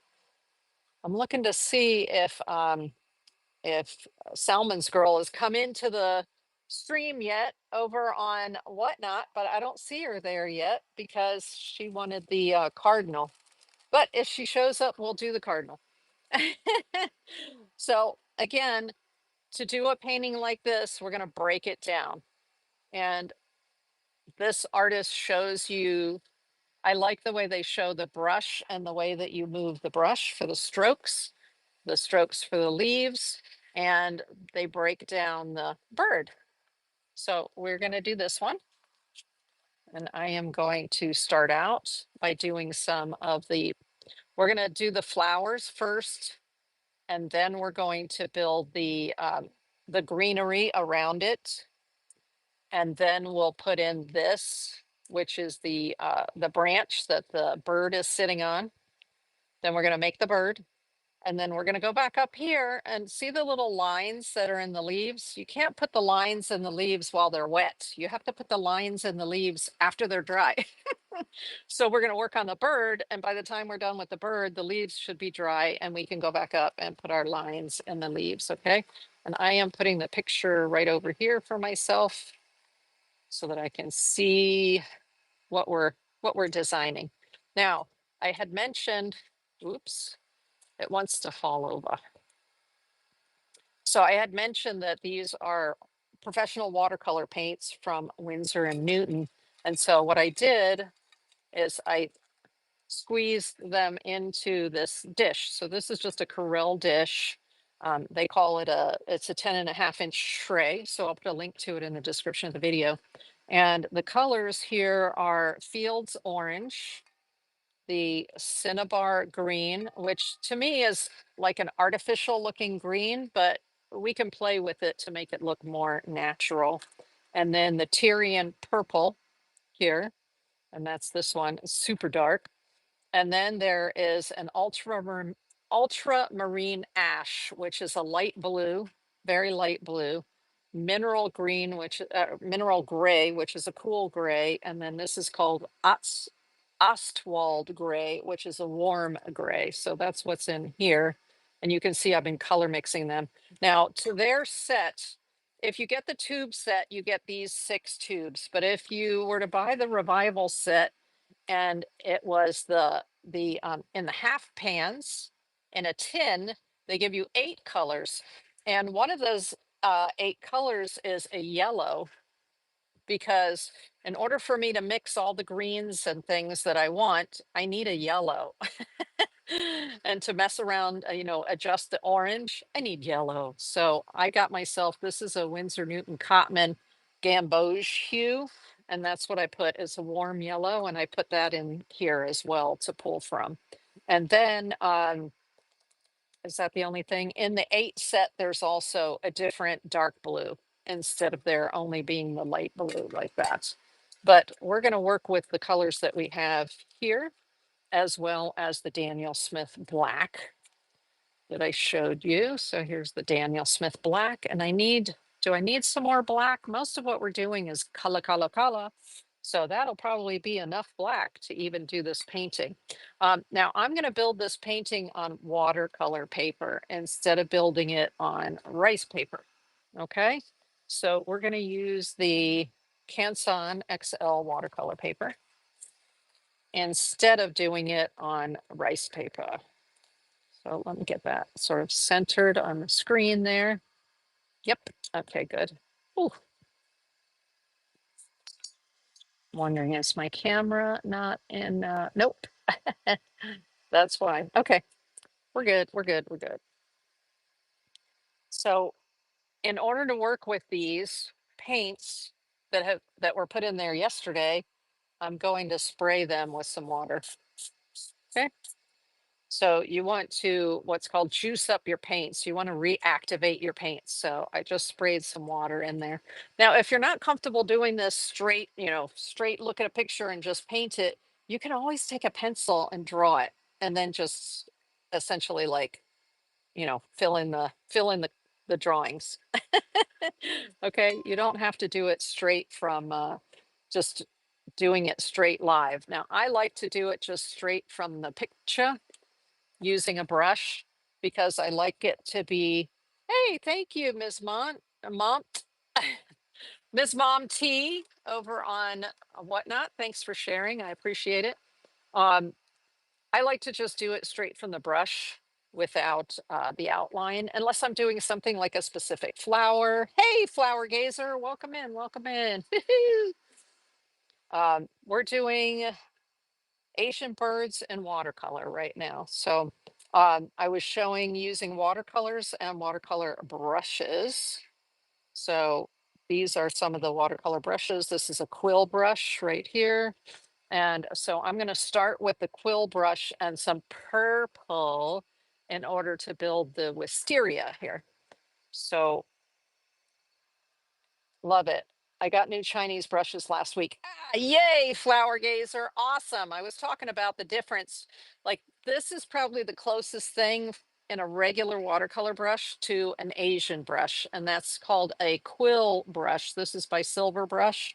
And it has a lot of, there's a lot of fiber here in the body of the brush, the belly of the brush, and that's similar to this. So it holds a lot of water and it holds a lot of pigment. Oh my gosh, they're so fabulous. And we were seeing when I was working with a regular watercolor brush on rice paper, it didn't hold enough water. So we were getting a lot of skips. But this is watercolor paper, so it should release better on this. But we're going to start with the quill brush, and we're going to pick up some of that purple. Salmon's girl! Yay! Salmon's girl's here now. Okay, Salmon's girl, let me show you what I did. Um, for you, I was practicing the cardinal, painting a cardinal. And where did I put it? Where's my cardinal? Okay, there it is. Come back here, cardinal. So that's the cardinal that I painted, just to get like warmed up, getting a feel for what does a cardinal look like anyway? You know what I mean? So I took a picture off of Pixabay. There's the picture I took off of Pixabay. And so I was practicing it to see, how would I paint one? I have lots of pictures of cardinals. So after we do the wisteria and the bird on the wisteria, then, well, we didn't do this one yet. So I will do one of these after doing the one we're working on right now. So right now we're working on the wisteria. And one of the tricks with wisteria, this purple flower, is that you want to leave space in the middle for like a yellow, um, the yellow. You're working in your yard. Oh, on a yard sale. Yeah, well, it's Saturday. Today's a good day for a yard sale, right? And to give one. So you can see in the center here, you see these little dots. So you do not want to fill in that center on all of these. You want to leave some of them with that center open so that you can go ahead and stick those little yellow spots in there. Let me see, maybe if I put a water here, it'll hold it in place. Yeah, better, better, better. So right now, earlier in the show, we were working on rice paper, but now we're going to move into watercolor paper. So you'll see the difference in how the paint sits on top. And so I've got plenty of purple. This is Tyrian purple, professional watercolor from Windsor and Newton. So the nice thing here is you can just put, you're going to have some small petals and some big petals. You want a little bit of extra dark right in the center, right there. Right, I'm leaving a little bit of space in the center. So if you weren't here earlier, I'm working with a quill brush, which is a brush that has a big belly similar to, this is a watercolor brush, but it's similar to your Asian brushes, okay? And then I'll just put the other petal over here. So they have 4 petals, pretty much, the wisteria do. And I'm just using a lot of water to start. I'm going in light because then I can come in later and add some dark. Okay. So I'm just getting some basic petals in, the basic shapes of the flowers. And this Tyrian purple is just gorgeous. There's a lot of water in this brush, so you'll notice that it's not as it's not coming out as dark on this paper. Okay, and then there's another one up here. Ooh. I'm sort of following along with the painting that's in front of me to see what the shapes of of the leaves are the petals. Now I'm leaving a little bit of white space in the middle. See how there's white space, white space, white space, because I'm going to put little yellow dots in there afterwards. But this purple has to be fully dry before you do that. Okay, and then there's another one up behind here. Let's see, this one kind of comes up like that a little bit more. This one here. There we go. The fun thing about doing flowers like this is that they're kind of random, and you don't have to do exactly what either the flower in front of you or the artwork in front of you that you're working from. You can be a little more random than that. I think it's actually fun when you do, if you are a little more random with your marks. It's just more. I think it's more exciting. Okay, got a little more coming down right there. So right now it just looks like a purple mess, but it'll make sense. Let's see, we're gonna have another little one coming out here. All right, now these are the flowers, the wisteria flowers. Now I'm gonna do the sort of, they flower, there's a long stem with buds, and then they start to flower at the back. So you can see we need to put a little grouping of the buds there. So let's do some of the buds now. And I'm turning the brush a little bit this way. And so I've got a little more of the buds going.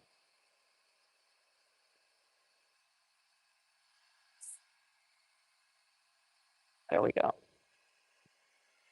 And then we've got some buds over here. Remember, we're going to build a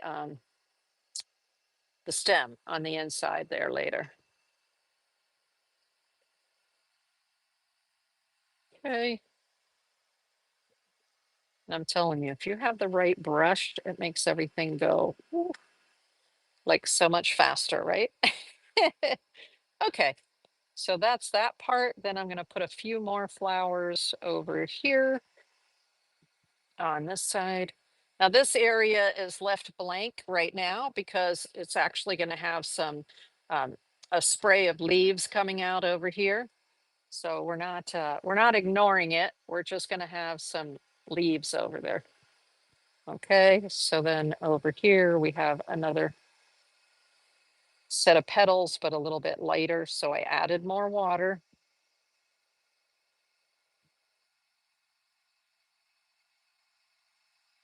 Okay, just add more water to get it lighter. And another one here. A little bit more up in here. A little bit more over here. Okay. Another leaf, another petal coming out like that. This right now, what I'm doing is just sort of placing things where they need to go. But I'm not worrying too much about the color or the final form. And I am leaving space for those little yellow dots, right? Okay. Another one up in here, this way, here, another leaf up, another petal. Grab some more color, another petal coming down here. Okay. And now I get to build another strand coming down this way of the little ones that are hanging off of the a branch coming down this way. Okay. That, and then like that. I'm sort of following along with what I see in the picture. And just sort of building that out. All right.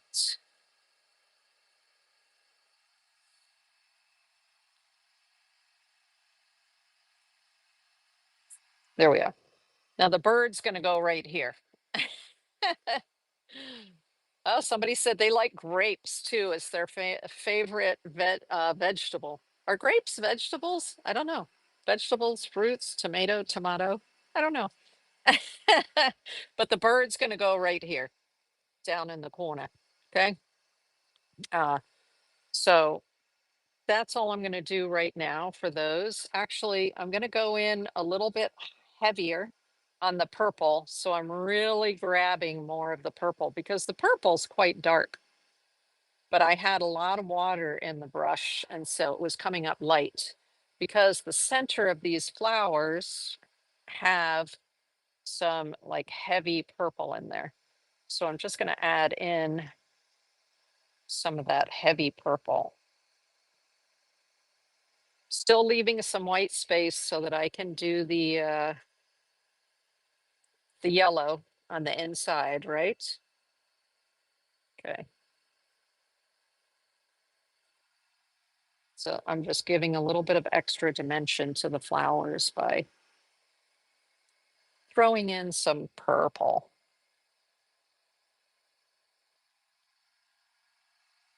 Okay. Because sort of the center of these flowers have this purple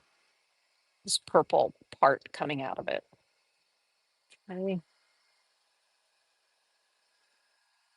And then over here, what do I have? What do I have? I have some of the purple coming here. And there's some purple right in here. All right, cool. It's giving it just a little bit of extra zhuzh, right? We all want a little extra zhuzh. There we go. So we got some extra purple definition. I'm going to put a little bit of extra purple in the buds,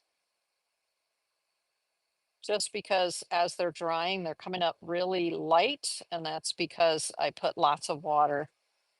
I put lots of water in with them, right? This one had less water, more pigment. These had more water. So I'm going to add a little bit into here too, just to give that extra depth. Okay. It's one way that you can add a little bit of extra dimension, is just put a darker color in there somewhere. There you go. Okay, cool. Cool. Love it. Now, let's go ahead and we want to do the branch that's going to start up here. And then Wisteria, by the way, is a vine. I don't know if you were aware of that, but Wisteria is a vine. So we want the back of it up here is going to come down, and it's going to have that sort of viney feel to it. Is this a good brush for this? Yeah, I think it is actually. This is again, the quill brush, but what I'm going to do, I'm trying to get all the purple out of here, which is not easy. Because purple's such a strong color, right? Duh. So, okay, now I've got the purple out. So now we want some sort of a brownish for the branch that's going to come down that the bird's going to sit on. And I'm doing the branch first and then the bird, and not the other way around. Earlier, the last bird I did the bird first and then I did the branch. But this one, the bird is behind the branch. So you see how the branch comes down and the bird is behind it. You've got a half here and a half here. So that's why I have to build the branch first this time instead of building the bird first and putting the branch around. So in order to get a nice kind of a dark, we want a dark greenish brown. This is, if you weren't here earlier, I'm working with the revival set of the Winsor& and Newton Professional Watercolors, a new set that just came out. As a matter of fact, on all the big art store websites, you can't even get it anymore because people like me bought it right away. um, and so one of the colors that's in here is called Ostwald Gray. And what I like about this Ostwald Gray is that it is very, it has quite the yellow undertone, kind of a browny undertone. So if I add just a little bit of the orange in with this, I can get like a quickie. You see how I'm quickly getting a nice brown out of it? And let's use a piece of test paper. You know, I don't want to use my, here we go. So just a piece of test paper. Ooh, that's nice. That looks good for a branch, right? So we're going to build the branch out of that. Ooh, you know what? I'm going to add just a little bit of green. Why not? Because the one that I'm looking at has a little bit of green in it. So I'm picking up a little bit of the green from here and greening it up a little bit. So what did I use? The Ostwald gray, the orange, and the cinnabar green. And together I'm getting sort of a, okay, here. So the first mix I did, the orange and the Ostwald gray just gave me that sort of orangey brown. Ooh, that's a little too green. Okay. So I'm gonna pick up a little bit more of the Ostwald gray. There we go. I think that's right. Yeah. So it's like a greeny brown sort of look to it. I want a little bit more gray in there. All right, cool. Now I feel good. I feel good about that now. So we're going to start up here and we're going to, I showed earlier when we start a branch, I put my brush down and I give it a little wiggle like this. Okay. So that's what I'm going to do here for the end of this is I'm going to set it down and give it a little wiggle and then bring it over. Okay. And then we've got part of it going over here, part of it continuing. Now I'm using this flat part of the brush right here. Okay. Eek. I got a little bit of it on the purple, so I just picked it up real quick with my finger. Okay. So that's the beginning of it. And then it comes down here somewhere. And this is where we're going to bring the branch down for the bird. Now, the most of the bird is on this side of the branch, and then there are just a few feathers on the tail on this side of the branch. So I want to bring the branch down here somewhere because most of the bird will be up here. Okay. That's not what it shows in the picture there, but they had a much bigger piece of paper. So I'm going to bring it here using the brush on its side. And it's okay if it has little breaks in it. Okay, like that. I'm doing that on purpose. Just putting a little extra definition in there. Okay. So now we have our branch, yay, that the bird's gonna sit on. Awesome. So now we're gonna build a bird, y'all. Let me see, I want a little knot right there. And just sort of a little knot right there. Okay. So now we are actually, I want it to be a little darker here. Why? Because there's a little shade, and I want it to be a little darker here because there's going to be a bird on it. Okay, so now I want to move into doing the bird while this dries. Oh no, we have to put some leaves up here. That's right. We have to do the leaves and let the leaves dry while we build the bird. Okay, so let's do some leaves. And the leaves, this cinnabar green. What do you think, huh? When you look at that, you're like, whoa, okay, that hurts my eyes. It is so in your face, which is like, to me, it's like a pop color, but it's a great base for mixing various types of green.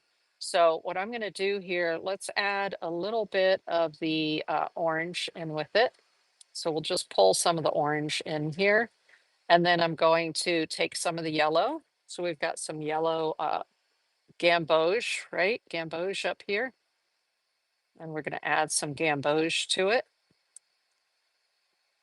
Okay, now you're starting to get a leaf color. Do you see that? It's not so in your face artificial looking now. It looks very natural now. So we just added a little bit of orange and a little bit of yellow. And now we've got something that looks more like a natural leaf color. Okay, I'm gonna try bringing a little bit more of the yellow in and a little bit more of the green in. Okay, cool. So now we've got a nice color. And we're just gonna build some leaves. Let's put some leaves in here. Well, right now they're light. If I want to darken them, what can I do? I can just grab some of this, actually some of this blue that's here will help darken it a little bit. Yep. And then another leaf over here.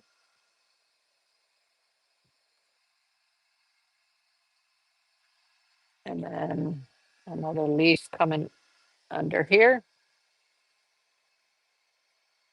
And then another leaf sort of hanging out here. There we go. I don't like the end of this one. I'm gonna do this a little bit to kind of get it to look more leaf-like. Okay, there are a few. Nice. I like green next to purple, but if you mix green and purple together, you're gonna get a super dark color.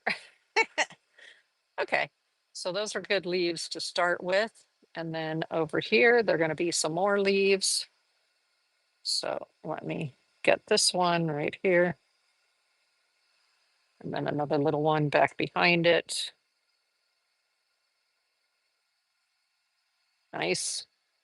And then a few more over here. Now I'm gonna add a little more yellow into that. So as I'm painting, I'm modifying the color just a little bit, so not all the leaves look exactly the same. I don't want them all to look the same. There's a little stem that comes out here, and these are some of the leaves that are coming off of that stem. Like that, and a little one right here, and a few little ones right here. Cool. Another one over here, another one over here. There we go. So we're sort of filling out that area. It's okay if there's white space, okay, y'all? Do not be afraid of white space. White space is good. All right, so that's this half of the painting. Now we're gonna move over here. Ah, I see I filled in an area. I should have left more white here because there's supposed to be some big old leaves in there. Oh well, it's all right. I'll get over it. So let's sort of put a leaf in there. Sorry, I will just have one leaf in there where they have three. Dang it. Okay, I'll get over it. I'm going to add a little bit more orange in because I want to get like a sort of darker leaf for back underneath here. There we go. And I can do like a darker leaf underneath here just to not completely fill in the spaces, but to fill in some of the spaces. And then down here, we're going to have some leaves. There's one there. There's one sort of coming this way. And then here's another one that sort of goes that way. Eee. And these are going to be on a little tendril right there. Okay. I'm going to add a little more orange.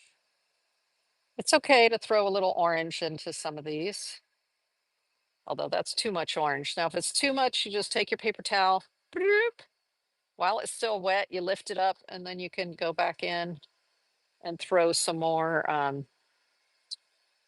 the green in there. If you're like, oops, that was too much orange. So now you just I'm just riching it up a little bit. Let's grab some more yellow, a little more orange, a little more green. There we go. So I have a nice mix. And back up here, we've got a leaf coming out this way and another little leaf down in here. This one's actually a little bit bigger. We have a big leaf up here.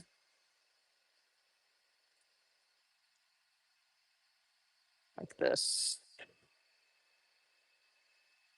Actually, it spreads out even a little bit more.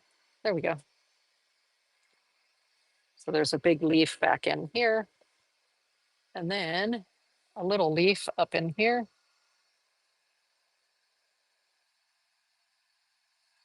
Actually, I want this leaf to look like it's facing that way. There we go. The nice thing about the quill is it does have a nice tip on it, so I can adjust as I need to with that tip. Okay, there we go. And then let's get just a little bit more up in here. There we go. And then another one over here. And another one coming up this way. Okay, cute. Now, I was saying earlier, if you weren't here, that I needed to build the leaves in here because I have to come back in later and put the little lines in the middle of the leaves, right? And so when I do that, I need the leaves to be dry.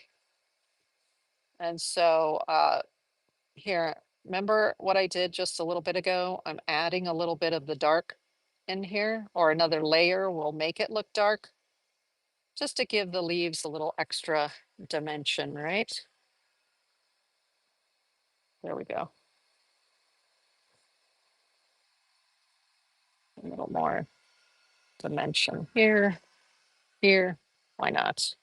Okay, so now we've got the leaves built out.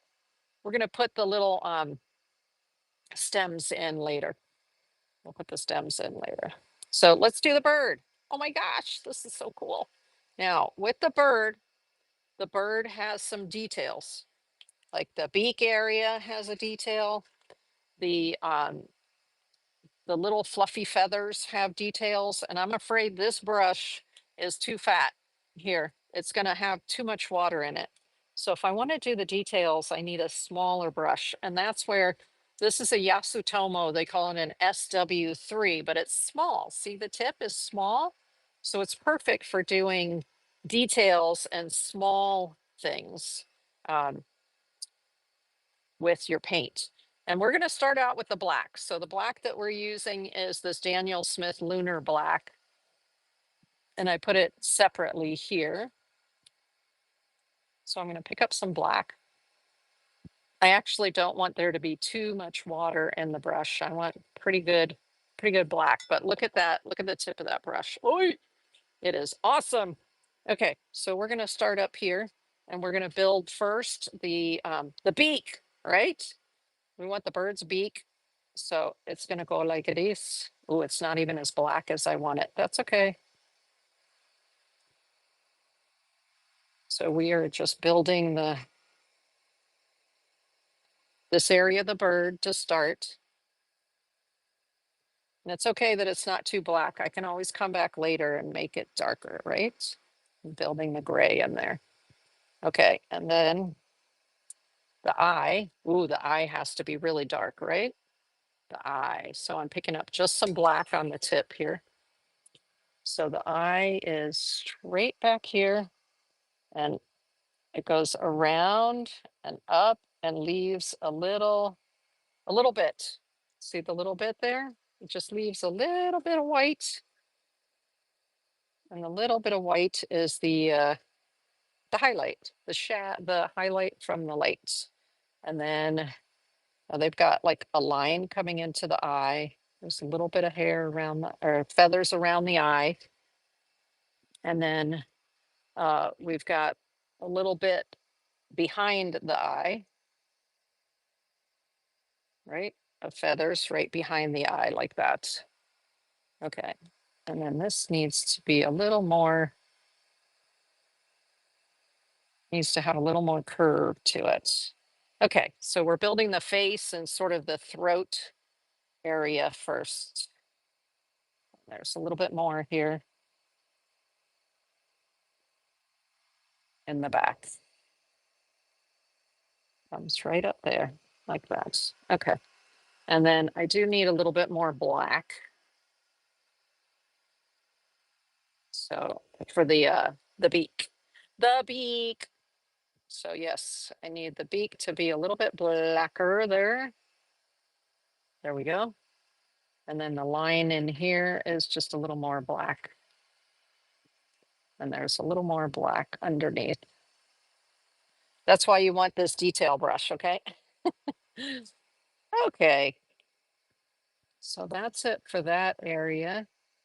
Now we need to, there's some feathers down below here. So let me just get, they're dark feathers down there. So where the beak is, we come down to here, and there are a couple of little black feathers right here. Let me turn it this way. And we're in here. And then on this side right here, we've got some black feathers. So power of observation, I've talked about that a lot, right? Where you kind of look at what you have in your image. You're in this case, I'm looking at the bird in the picture and then painting what I see. Okay, cool. So this is, there are the feathers coming down that way. Nice. Okay. And then there are gray feathers now. So instead of dipping directly into the black, I'm just going into this area where I have some water on there. And then that's giving me a gray. So right down here, we've got a feather, tail feather that's coming up. Oh, it's too gray. Not dark enough.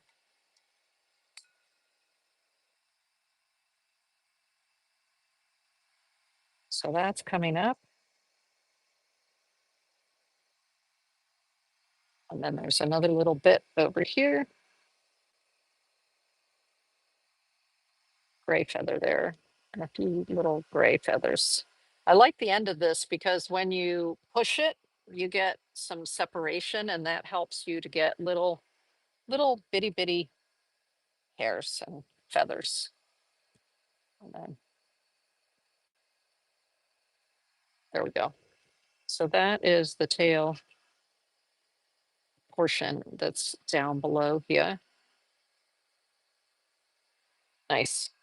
Okay, so there's a little bit more gray here. I'm going to try to use gray until I go to the colors. So there was a little more gray right in here in the head, and a little bit sort of coming down like that.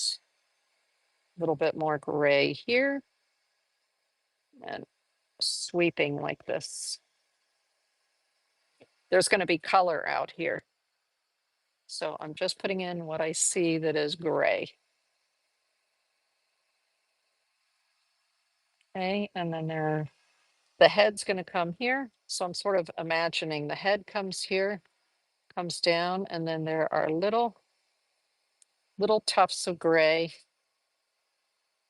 along here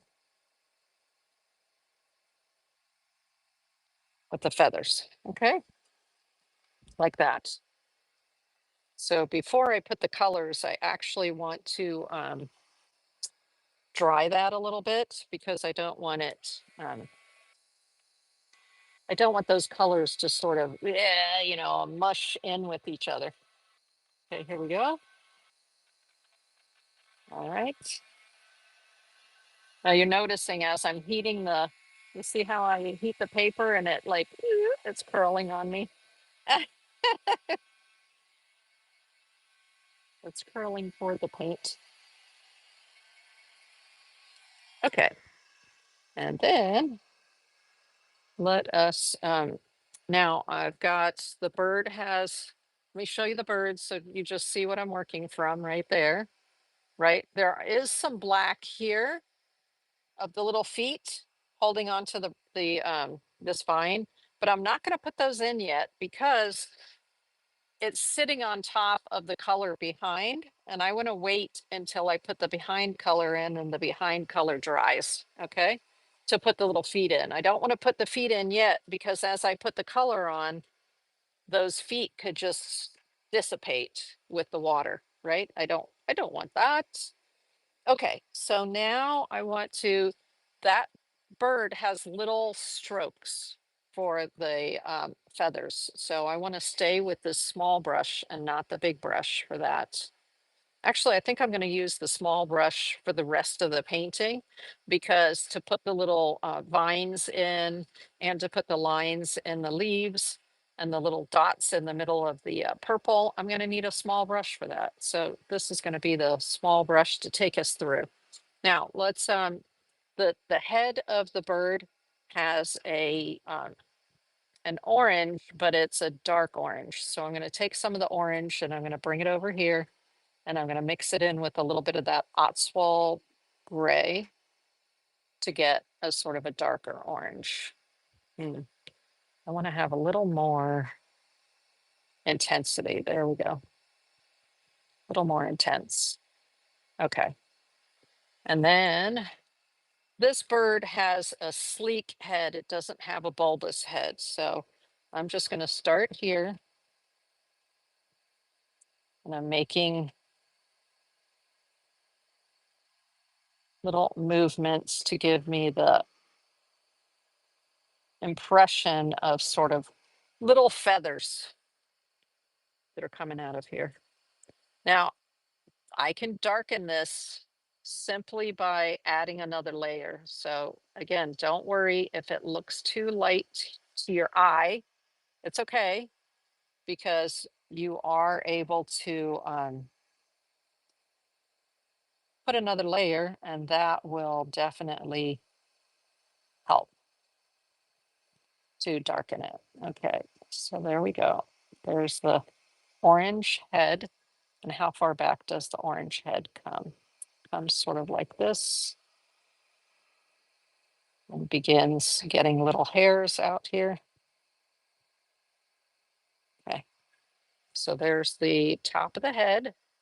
Oh, a little bit over top of the black. That's why it's good to have the black be dry. If I'm going to go over top of the black with some of this orange. Nice. Okay. Let's bring that in there just a little bit. Okay. Nice. Now it's starting to get lighter. So we're going to need some yellow. It's still going to be a little bit darker orange, but I need to add a little bit of yellow in there. This was that Arulian yellow. I'm not Arulian, sorry. It was the gamboge hue. Okay, so now I've got something that's not quite that dark. It's got a little more yellow tint to it, but it still has a kind of an orangey feel to it. And that's what they did here was they put this one in here and they used this one here. Nice.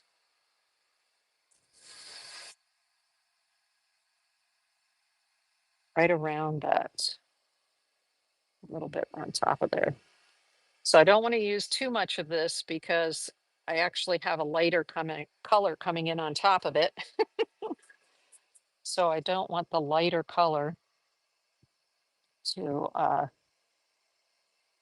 be drowned out by this. Now I'm going to bring a little bit of it down here and just a little bit of it here also. And then we want to lighten it some more yellow, more yellow.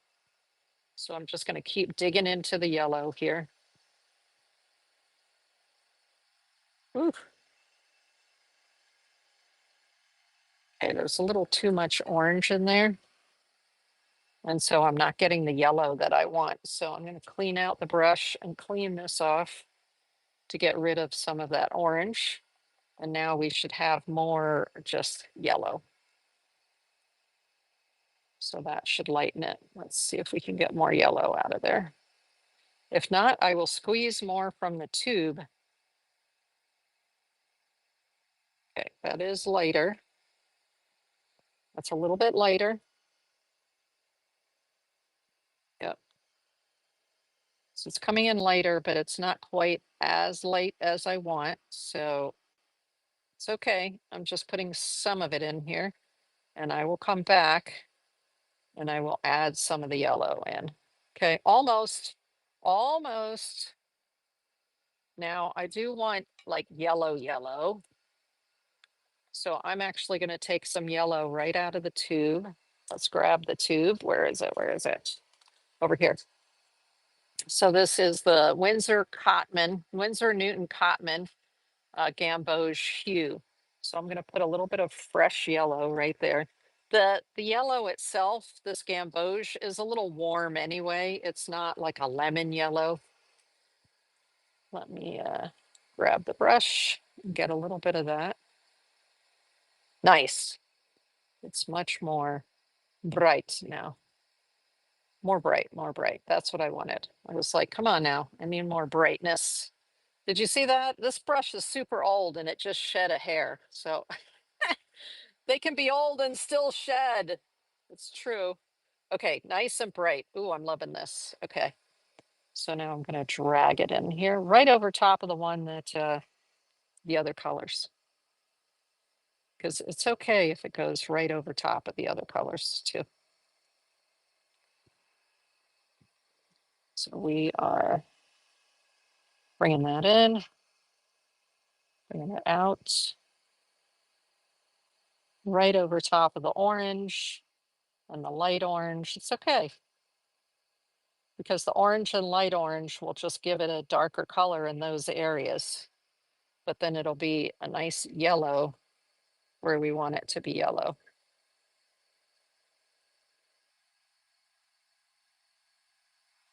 There we go. Nice. Okay.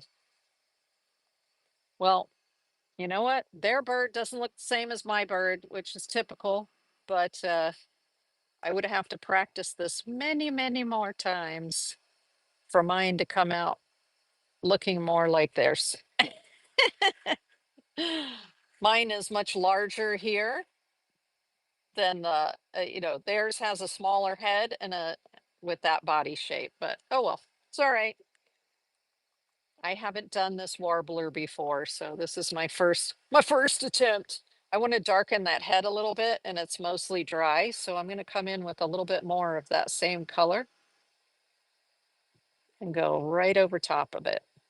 So that's called glazing, where you use just a light version of the color and you just go over it again. So when you do the glazing, you can help to darken a color or give it more depth. There we go. So I wanted to darken the head just a little bit.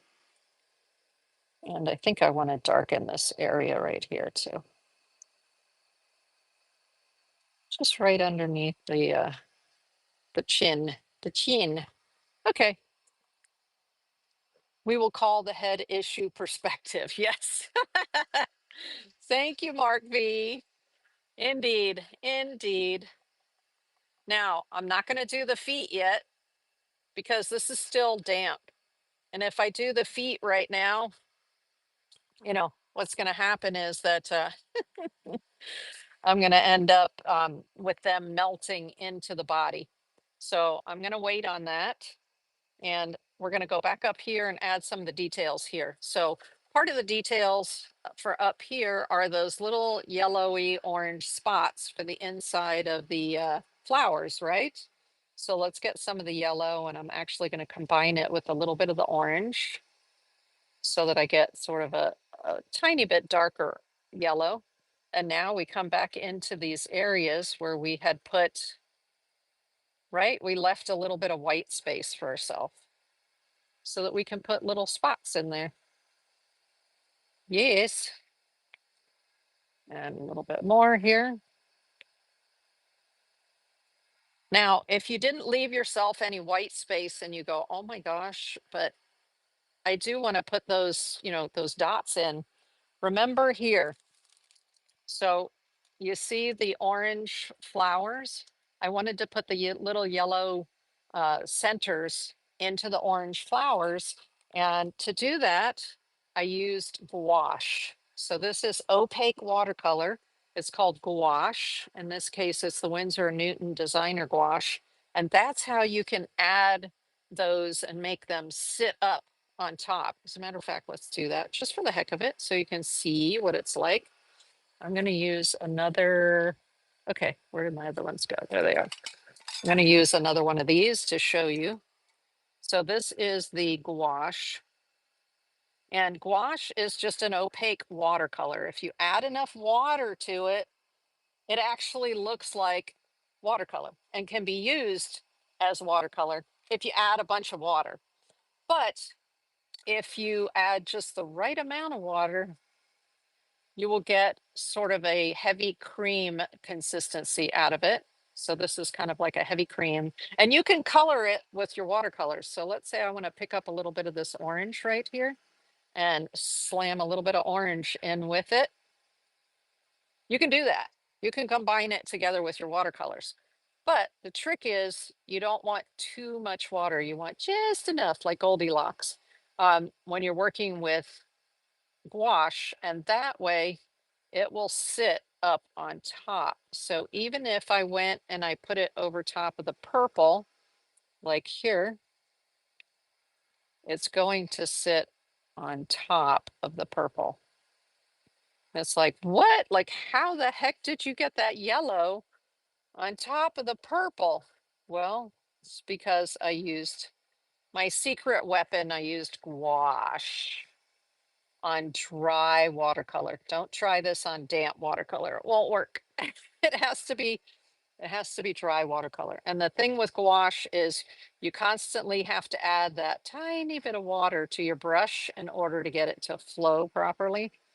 But here I can actually build a yellow right on top of the purple. If the purple is too new, meaning or you use too much water with your gouache, it won't sit on top. But you can just let it dry and then you come back and you put another little bit right on top of the dry and it'll sit on top. Isn't that cool? I love gouache for the many ways that you can use it, but I loved combining it with watercolor like this. It's a great adjunct, great way to just add that, like a little bit of extra dimension. It's so cool. Okay, here we go. So I'm just adding it on top of the watercolor that's already there. Okay, so I'm going to go back to here and pick up some of that. And there are different kinds of gouache.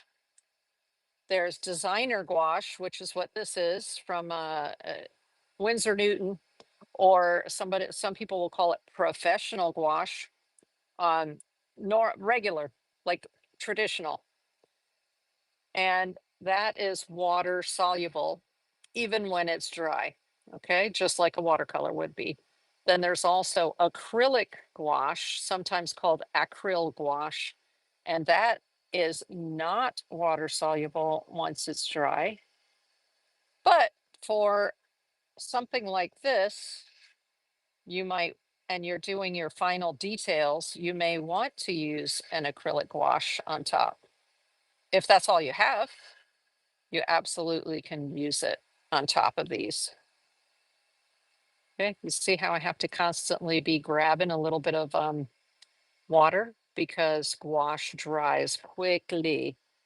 Quickly. Okay, let's put some of the yellow here. But the nice thing is I like how dense the color gets when you use gouache. It's a little more dense. Okay, one more place. I see I need to put some of that. Okay. Right, yeah. Nice. Okay, and I'm gonna put one right up here. Fabulous. Now I might let those dry and then come back and then put a second layer so the parts that I put over top of the purple will sit on top of the purple. Okay, oh, there's another one down here. What the heck? What am I doing? What am I doing? Let me get some more here. We'll put it, there's another little bit right here.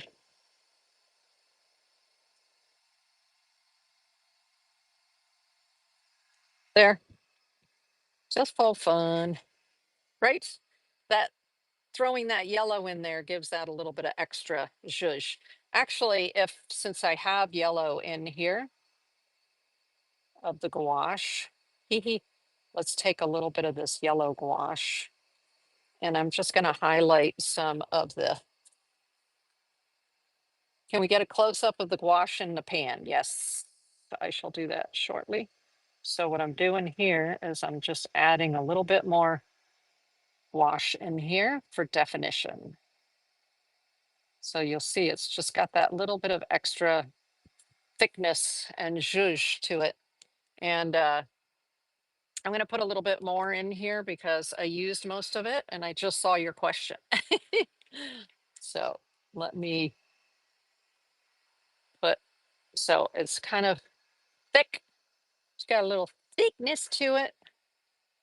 It almost looks exactly like the watercolor going out into a pan. It's just it's tons of pigment mixed with white. Let's see if it says the pigments on the back here. Do, do, do, do, do. Yep. Oh, it just says the pigments. It doesn't say white, but maybe it didn't need white. It's PY74, which is primary yellow. You can think of that as, and PY138. So it doesn't even say that it has white in it. It's just super concentrated and thick. So you wanted a close up. I hope does that give you what you were looking for, Mark V? And what I did was I purchased the Winsor Newton designer gouache set, mixing set. And so it comes with a white, a black, a blue that's I have for something else here in the studio, a red, a yellow, and a green. This is a nice green, this permanent green, PY3, PY74, and PG7. So this is an excellent green that comes out and it looks a little artificial, but when you add the other colors to it, it has a lot of pow in the pigment for this permanent green. Okay, I highly recommend this set. This Winsor Newton Designer's Wash set is excellent, and you can get a lot of variation out of it. Yeah, actually, I can see that I want to add just a little bit more parchage down here with this while I have it in the pan. Yeah, that adds a lot to the hair. Isn't that funny? The things you discover. That added a lot to the hair. Let me show you up close. Do you see how that's sort of thick and sitting up on there? Hey, natural art. Uh, it looks like Arth Mama. Welcome in. But hopefully you can see where that's sitting on top of the other watercolor underneath. And a lot of people will do their initial, when they do gouache, a lot of times they'll do a wash in the background of their watercolors, and then they'll come on top with their, hey, Ruby the Seller 31, thanks for sharing. I appreciate it. They'll come back on top with the gouache to do all of the details or build their painting with the gouache on top. Gouache is fabulous. I love it. You know, each art supply has its own like contribution, right, to the whole. Okay, so now we're going to work on the vines. right? Because we have to let all this dry before we put the little feet in there holding on to this branch. But we have to put the rest of the little vines in there. Um, so let's get ourselves something that looks like an olive green. So I want to show you, remember I said I just did that video that's live on my channel now on YouTube where I was color mixing some of the different colors of this set, the revival set from Winsor Newton. And so to get sort of an olivey green, I usually mix black and yellow to get an olive green, but this one right here is a little olivey. That is this green together with the mineral green. So this, mineral gray, sorry. So this is called mineral gray right here. Let's take some of this cinnabar green, which is like, whoa, in your face, right? And let's put it over here and bring some of that mineral gray in with it and see what happens.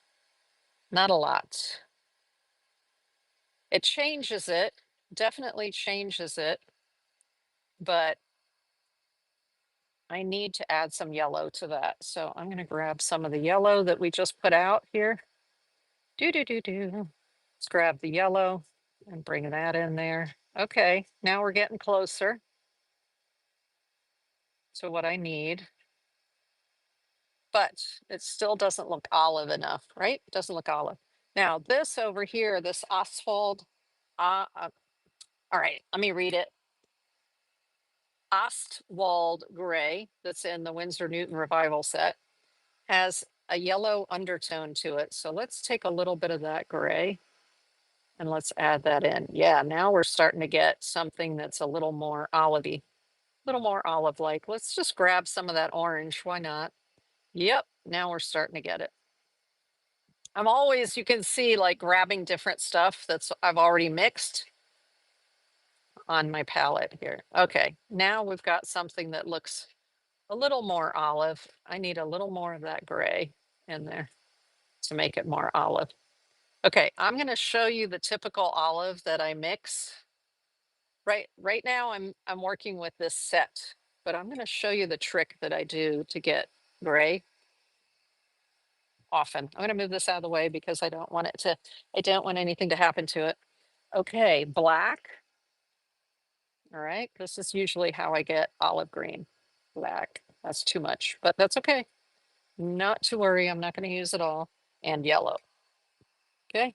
Which is weird. You're like, black and yellow, what the heck, Tristina? Yes, black and yellow make olive green. So let's just grab a little bit of the black here, bring it into the yellow.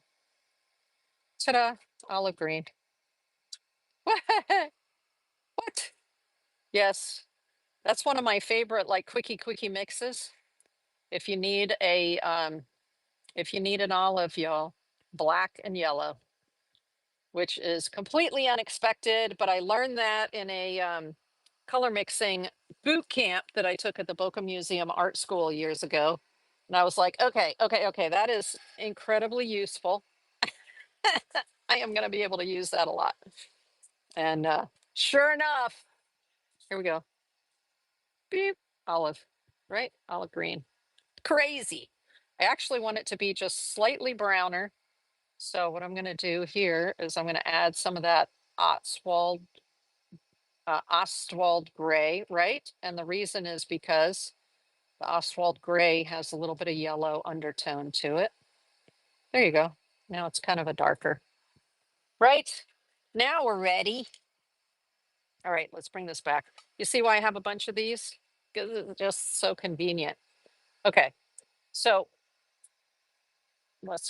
I need a little more water in my brush because the paint was not flowing off. All right, so let's go ahead and make our little tendrils here. Ew. There we go. And then another tendril. Oh, you know what? They put some more leaves in here, but I'm just going to leave that area white right now. Actually, I can I will put a little, I'm gonna put a little, oh, here we go. This one right here, right?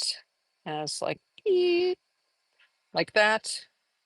And then it has little bits that come off of it like this. There we go.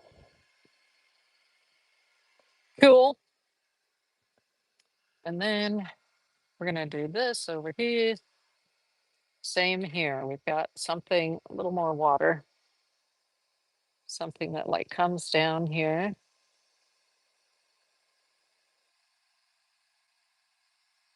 And then remember the little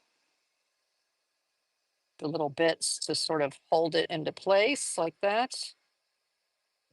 Where they're coming from. They're little bases to the buds that the buds are coming off of. Okay. Right? I like this one a little bit better than this one. That's what always happens. You know, I did this one first, did that one second, like that one better than that one, right? I'm going to bring them up close. This one, there are none in the middle except for this one. So it kind of looks flat, right? It doesn't look like it's 3D. Whereas this one, there are different ones closer and further away. So it has more of a 3D effect. Ah, you live and learn, right? All right, let's put another one in here. I'm going to pretend like that branch is coming, that tendril is coming down this way. And then there's another tendril out here. It just sort of comes like this. Yee. And these are coming off of that one. And then there's another tendril that sort of comes out here like this. Woo. And this one. And these are coming off of here. Right? So I'm not being super careful right now and following exactly the picture because, you know, we need to get this done. But when I'm doing it myself in the studio, I'm taking a lot more care in terms of how I'm arranging all of these. Do that like that. Up here, we've got a little branch coming out. Whew. And where else? There's a little something something up here.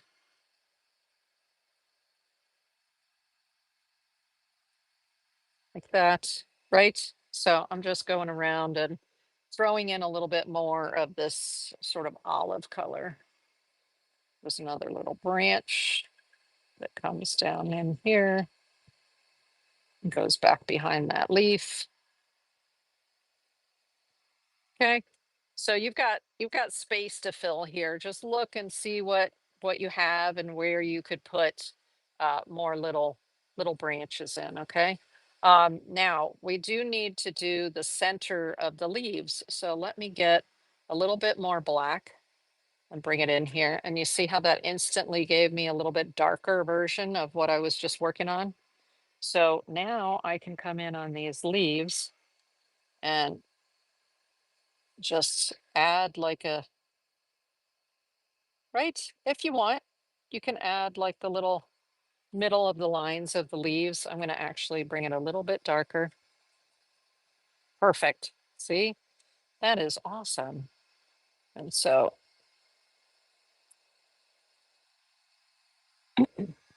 get plenty on there.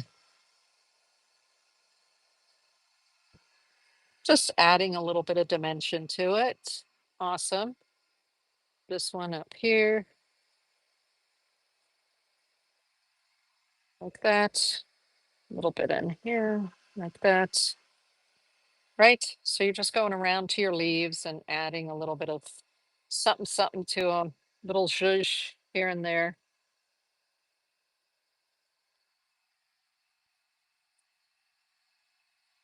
Uh, I see that the artist that was here did it even like darker, but that's fine. I'm just pulling it in like this, just to give it a little definition. Let's give it a little definition here. There. Okay, cool. That's got something going anyway. That was your, if all you learned was that if you mix yellow and black, you get olive, it was worth your time, right? Because that is, I paid a lot of money to go to school to learn that, y'all. Okay, let's set that aside. And we've been up here playing and given this little one down here time to dry, right? And so this is feeling dry. Oh, you know what? There is some uh vining going on, like wrapping around vining. So I just added a little more black to get it a little darker. So I don't want straight black. I want like a greeny black. And so the artist has some like vining going on over here. So let's, like that. Whoop.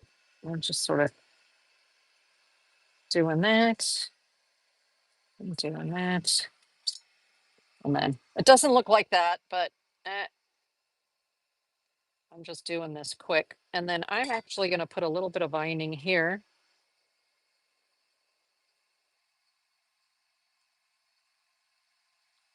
Just so it looks, you know, like there's a little extra vine coming down toward the bird.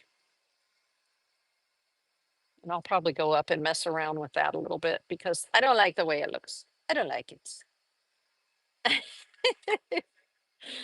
But I like this part. See, the first time I do it, I'm like, and then I adjust, right? And now I like that part. Okay, so let's put the feet in. Oh my gosh. And then we'll be done with this one. And then for uh Salmon's Girl, if you want me to do a quickie cardinal, just let me know and I will show you how to do a quickie cardinal, okay? Using the Chinese brushes, because it's just the cardinal and then like a little branch behind it. We're not doing all of this floral thing, okay? So I've got, let me get a little more black here. Oops. I've got a lot of green on my brush, don't I? Okay. I have too much green on my brush. So what I'm going to do is I'm going to rinse this in the water. And then I'm going to rinse it in a clean water. Oh, yeah. Okay. Salmon's Girl says, oh, yeah. She wants her cardinal. Okay. We want, you know, the cardinal isn't, it doesn't take long. Okay. So feet, time for feet. Let's get some fresh black because I turned my black green, didn't I? See that? Okay. So I'm just going to put a little green, a little black in there, just a little bit. I'm going to need a tiny bit of black for the cardinal anyway. So look at this. Look at this. It's a good thing it cleans off with water, right? Oh my goodness. Okay. Hey, it looks good in the camera anyway. The painting. Sometimes I feel like things look better in the camera than they do in person. And that's okay. Let's grab some of this. There's no more yellow green in here, right? Okay, I'm going to show you the effect I was telling you about with the lunar black. Can you see the separation there with the lunar black? Let me bring it down like that. You know how it's like you get all of that granulation, it's called. I love the granulation of the lunar black from Daniel Smith. It's fabulous. Okay, plenty of black on my brush, nice and dense. I'm going to make sure there's not too much water in the brush because I don't want it to, I don't want the water from the belly of the brush here to come into the tip. I want to keep the black ink in the tip. Okay. Eek. So I can make the feet. We're going to make it a feet. Okay. So the little feet right here. We have two sets of feet. One foot is over here and you put it down and then you bring it out. And then you do it down like that. And then you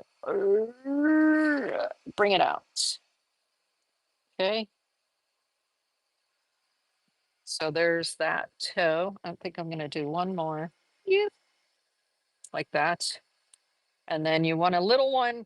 The bird has the back toe like our thumb. And so they reach around like this. So they've got the 2 or 3 here and then 1 here. Okay. So I'm going to use it and come from this side now and just a little bit of the bird's foot is coming this way. Nice. Okay. And it's nice and dense. Can you see how black that is now? Nice and dense. Okay, cool. And then we're going to put the other foot on here. Yay. So just a tiny bit more water to get the ink to, or the ink, the paint to flow off the brush. Here we go. And the other one is over here, right? Yeah. So we're just bringing it down like that. Oop. And then the other one here. And then the other one here.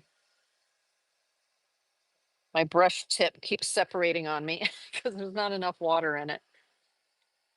But I don't want there to be too much water because I don't want to reactivate what's underneath there. There we go. That's better. It's always a fight for, just the right amount of water. Okay. And then we're just going to do this and put the one up from there. Nice.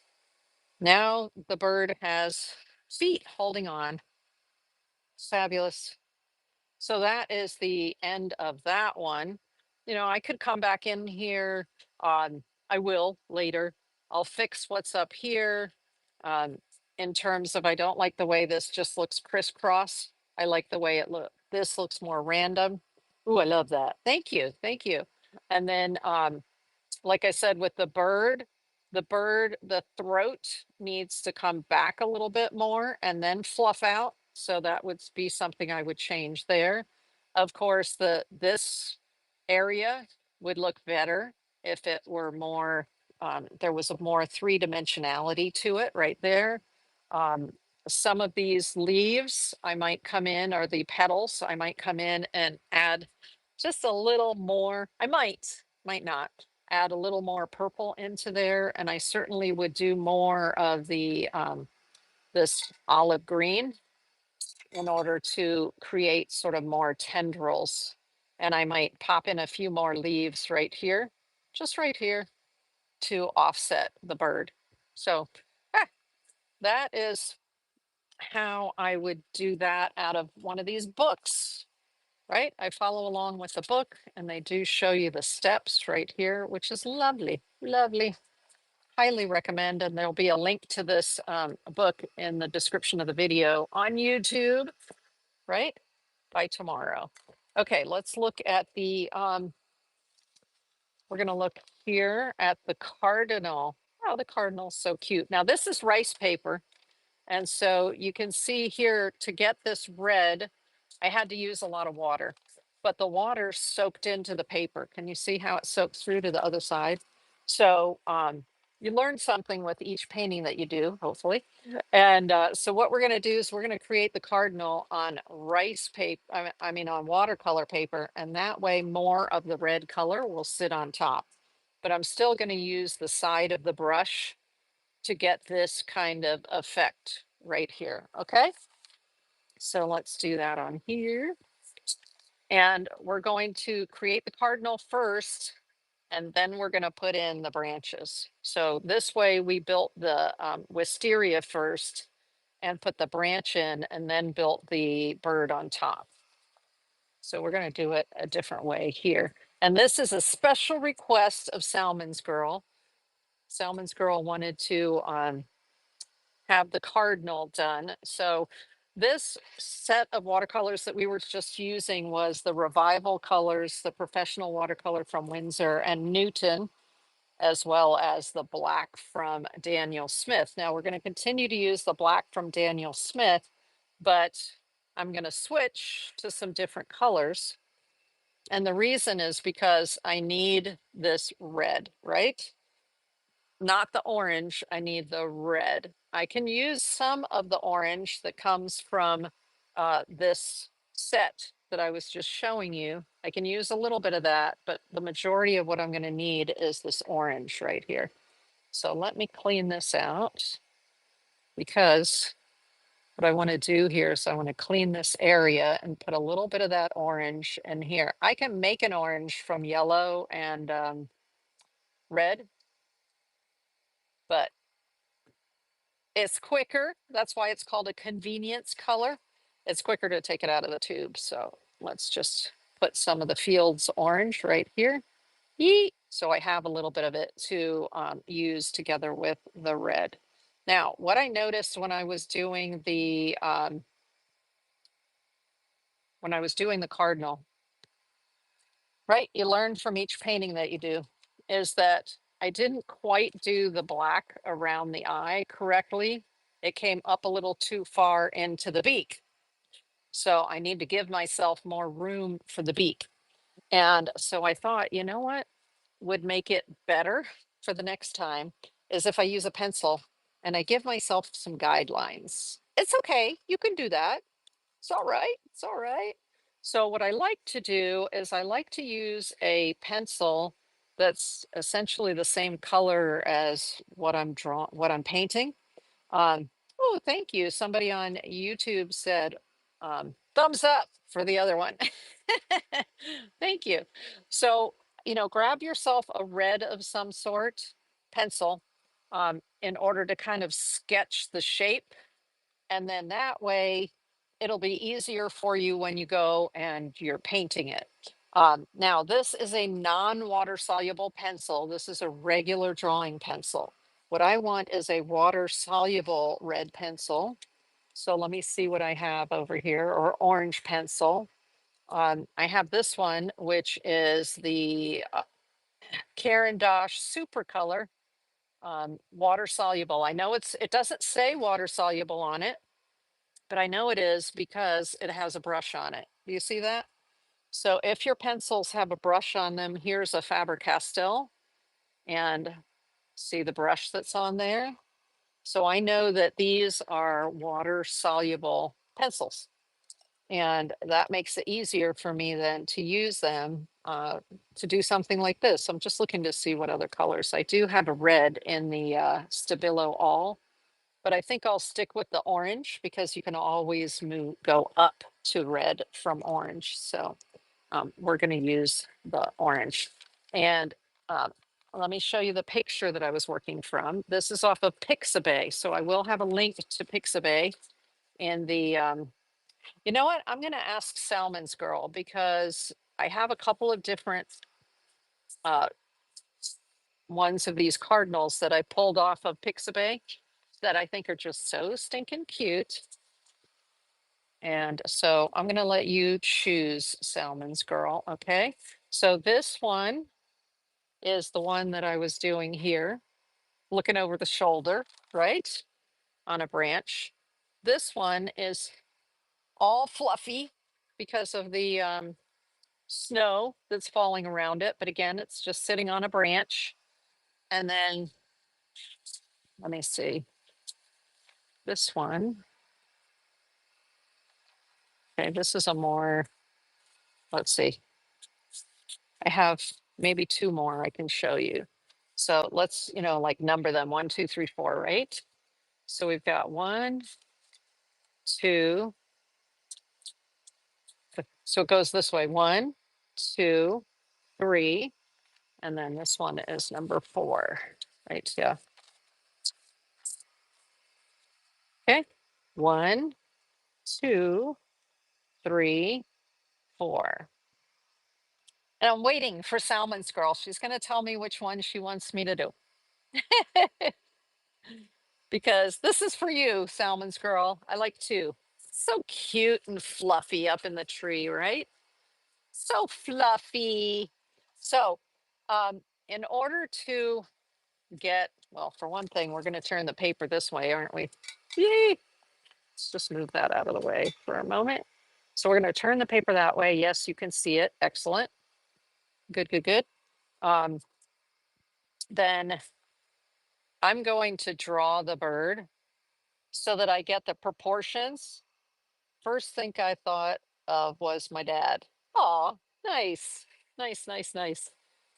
Fantastic. Yes, beautiful family members.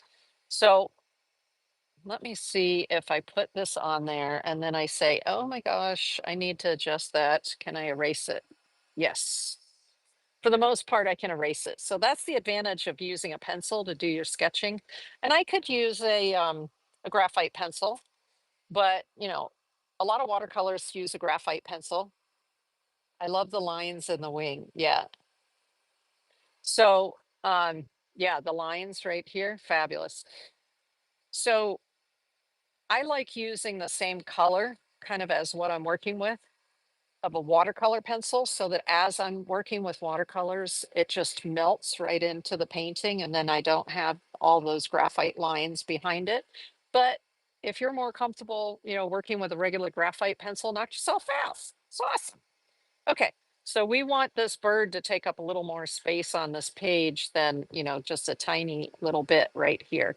So let's put because the tail is like way back here, right? Um, so let's put I want to put I usually start with the beak. That's just me. I want to get the beak right. So it goes like that, and then it kind of comes, see? The beak, I would say, is the hardest thing for me. The hardest thing for me.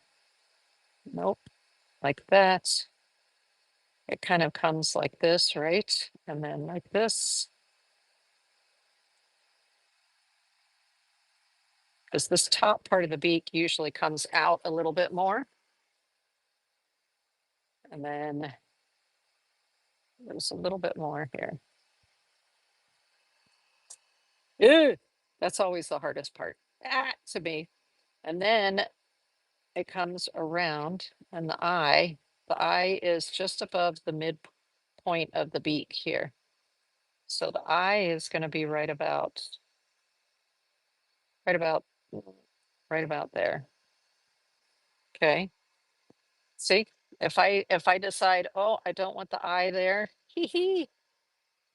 Now it didn't completely go away, but it mostly went away. Okay. So if this is where the beak is like coming in here, then I go up here. Yeah, I pretty much had the eye in the right place, but there we go. And then this comes around here. This actually comes around here and up around here. I'm looking at where the black is right now. And so I'm sketching the black as it's like coming out here because the black comes down here. Hey, okay, am I getting it? I don't know. Let's see. So on top of the black, so this whole area right here is like black. That whole area is black. So I'm probably gonna need to go like that. This bird actually has a tiny beak compared to the bird, so it makes it a little bit easier. So it's coming up here like this. And then where's the eye? So I'm always looking in proportion to other features of the animal. So in this case, the eye is here. And this is back, supposed to be back just a little bit, which it is. And then this comes down like this. And then here's the eye. Behind here, there is a little thing that comes like this. You No, just to the bottom of that. There we go. Kind of goes like that. And then it comes like this, which means this has to go up just a little bit higher. There we go. So we're kind of getting it there.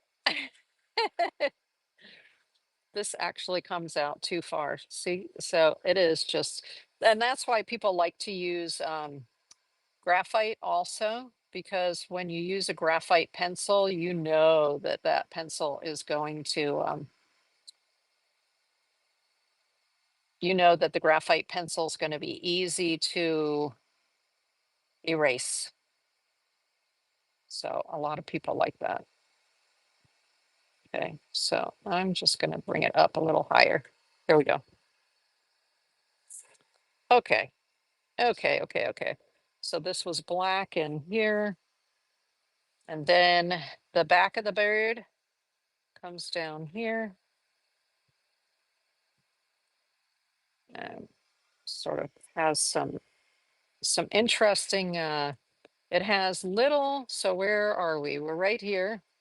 And if we go back to here, we've got actual little featherlets that come out here. This is there's part of the wing comes right here like that, and this actually is sort of the wing coming here. So it's hard to see because I'm doing it so lightly, but that's because I don't want heavy lines. I could use heavy lines, but while I'm figuring things out, I like to use light lines. And then once I've figured out what's happening, sometimes I will go in and I'll make the lines darker. Like that, like that, like that, like that. Okay. So that's that area of the wing. That's just the top of the wing. So now this part comes out here. And we've got, these are the other feathers that are coming from there. And they're lining out like this.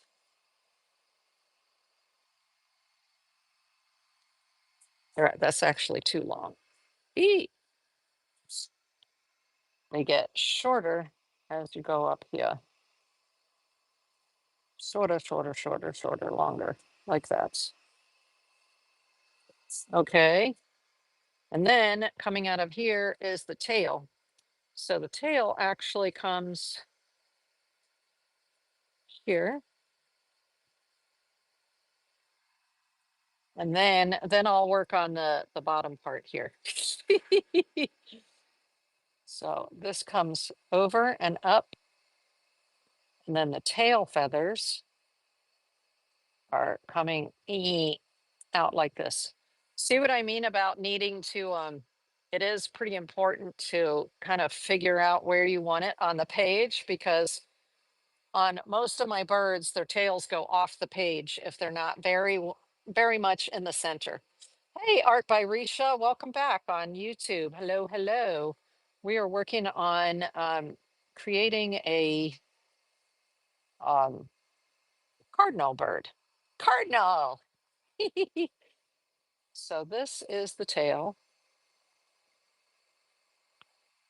And the tail's coming in here. There's a part of the bird that goes under there. Okay, cool, cool. So there's the tail. Yes. And then, woo, okay. Now from here, the bird comes down like this, almost straight down because it's all fluffy, right? He's so fluffy.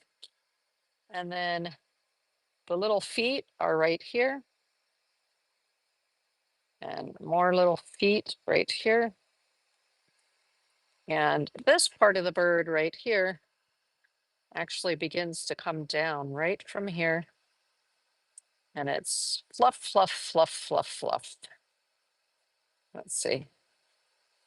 Fluffy, fluffy, fluffy, like that. So actually these feet are a little forward. This foot.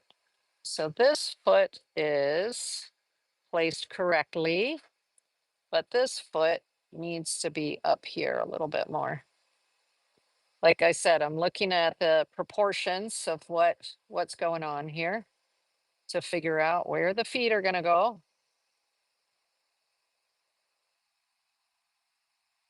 Okay. This one, we have a foot back here. Okay. Now this actually needs to be a little more, needs to come up like this a little bit more. No, but it goes like that, doesn't it? Needs to be more rounded, and then part of this goes like that. Okay. Ah, we have a cardinal. What do you think? What do you know? Just make sure that I've got the fluffiness. Okay, cool. I'm happy. I'm happy. I love it. Okay, so I feel a little more comfortable having gone ahead and drawn it out first instead of winging it. And since I'm using a watercolor pencil, it's all good, right? It's all good. Now, I do want to add in with some gray. So this is the Albric Duer gray, water soluble. There, some of the dark areas, just to let me know, like sort of where the darkness is. And it doesn't matter. It's going to when it gets wet, it will suspend just like the watercolor. So I'm essentially just putting in a little bit of watercolor, but ahead of time here.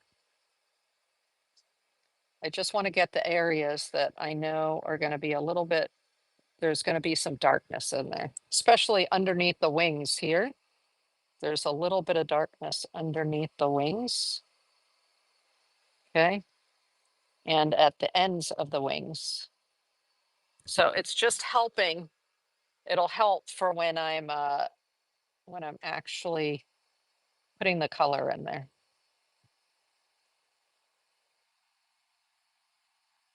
So there we go.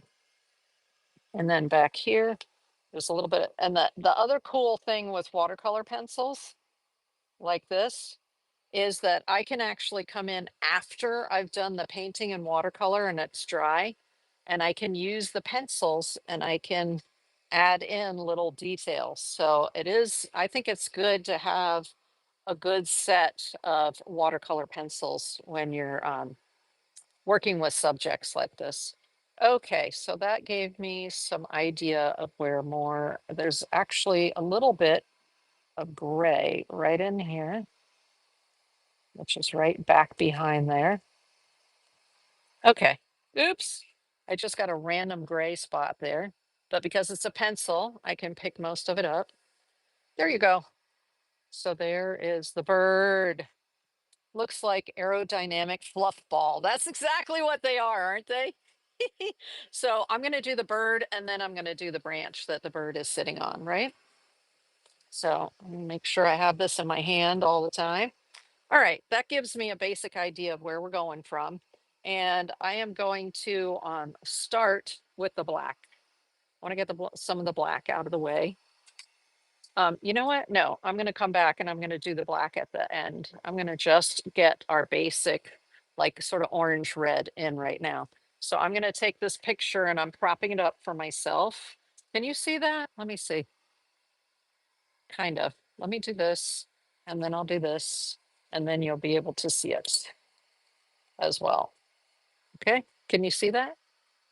Beep. I'm going to move this down. I'm going to move this down and then I'm going to move this down. And then you should be able to see it. Okay, now you can see the bird. You can't see it flat, but at least you can see it. Okay, let's get some black going here. Remember no, we're not doing black. What am I doing? Since we're not doing black, I'm gonna use the quill brush. Ooh, and you know what? That water is like, ooh, a mess. So remember at my table, I have, because I don't have a sink in my studio, my sink's in the kitchen on the other side of the house. So this is what I do. When I'm in the studio, I'm in the throes of creating. I just, I have a water bottle just for this. Yee, let's get some of that dirt out of there. And I do that. And then that way I can have some clean water to work with. Yay. And this I'll just put off to the side and hope that I don't knock it over, right? I do have a lid for that somewhere. That would probably be a good thing to have in the studio, right? Okay, so this is the brush that we're going to use for details. Right now, we're going to use this quill brush to do some of the basics of just. Now, what I do is I like to look and see, okay, it's lighter over here. It's a little darker over here, a little darker up here. And I'm going to use a combination of red and orange. So we've got the orange going here. And then we have this beautiful dark red, right? So I'm going to start here at this part of I like the quill brush because it does have like a sort of a tip to it there. Okay. So we're just following along with some of our lines. Now, usually I'll just put a sort of a base color in, and then I can come back later, right? I'm going to build layers. So I may not have a chance to build layers with you because of the timing of it, but I am going to just show you the underlayer. Okay, there we go. Now this area needs to be a little bit darker. So I'm gonna pick up, what do I want to pick up? This is indigo, which is a dark, dark, dark blue. So I'm just gonna grab a little bit of indigo and put just a little bit of that in there. And if it's too much, remember you have your paper towel handy and you can pull some of that up and be like, ooh, ooh, ooh, okay. Now I do need some of that like sort of purpley color over here as well. And over here, it's okay to have some of that purple in there. You want some variation in your color, right? So I want some of the darker in here, some of the darker up this way. But it's nice to have the guide, right? Because I already did the work to sort of create my guide. I want some of that darkness in there.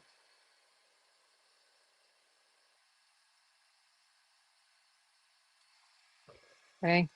I'm going to come back over here in a minute. And then I want to bring some of the darkness down here. So you could use black. You don't have to use the blue.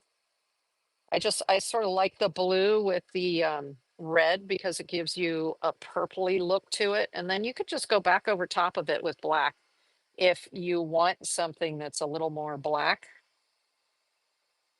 Okay.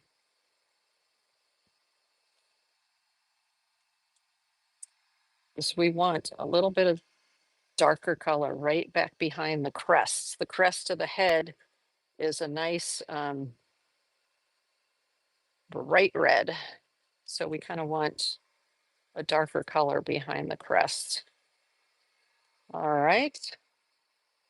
And I'm going to come back in here. I'm going to pull some more of the red and come back in here right over top of that where I made the darkness.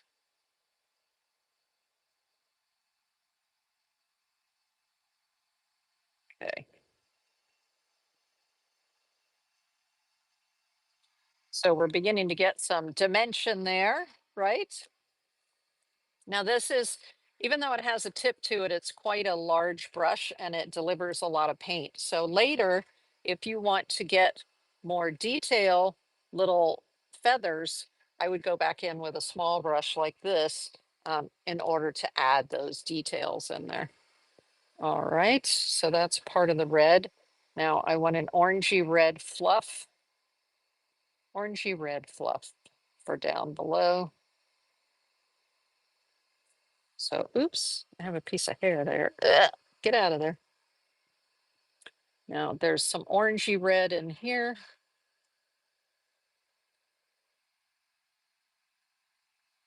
I'll bring some of that in there.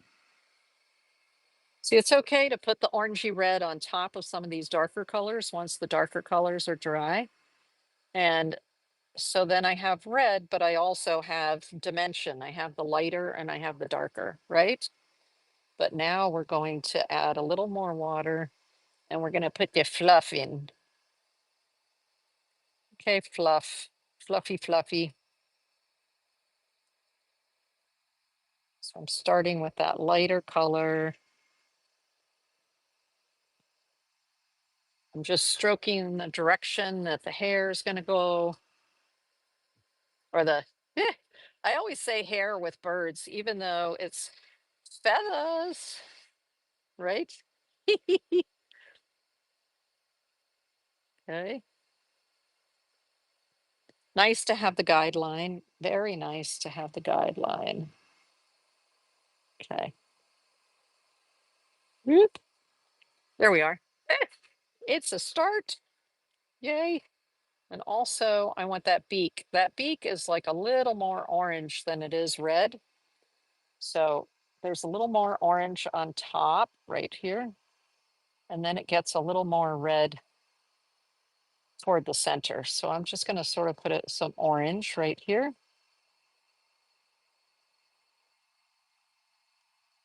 And put some orange right here. And then it's going to be a little more red in the center. Okay. So a little red. Yee. A good red for this would be a cadmium red, if you know anything about colors, because a cadmium red is kind of a very, cadmium red is a very warm red.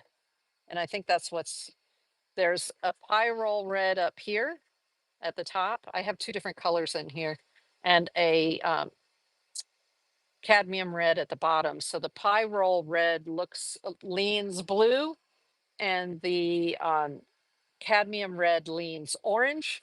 And that's why I have the two different ones on my palette there.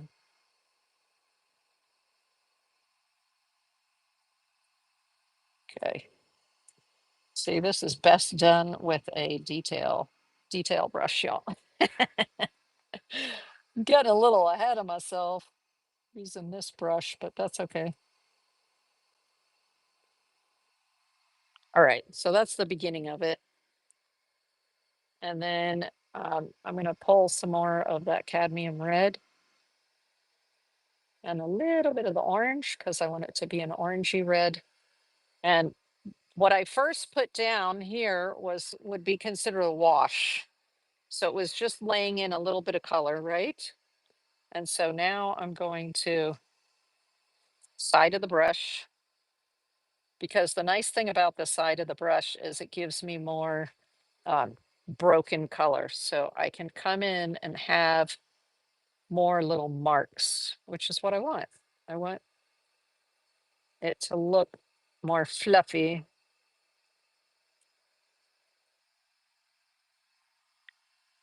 There we go. Whew. There we go. And what I like too is when the lighter wash shows underneath there, do you see where the two of them are meeting? And you've got a little bit of the initial wash showing underneath. I like that too. I do. I like that. Yep. And just a little more of this here.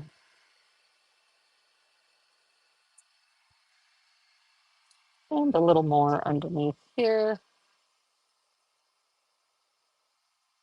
Just make your strokes in the same direction that the feathers would grow, okay?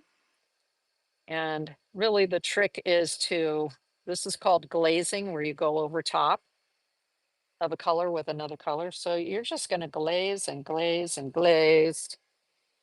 Oh, it is beginning to come alive. Beginning. Let's get some more red for that tail.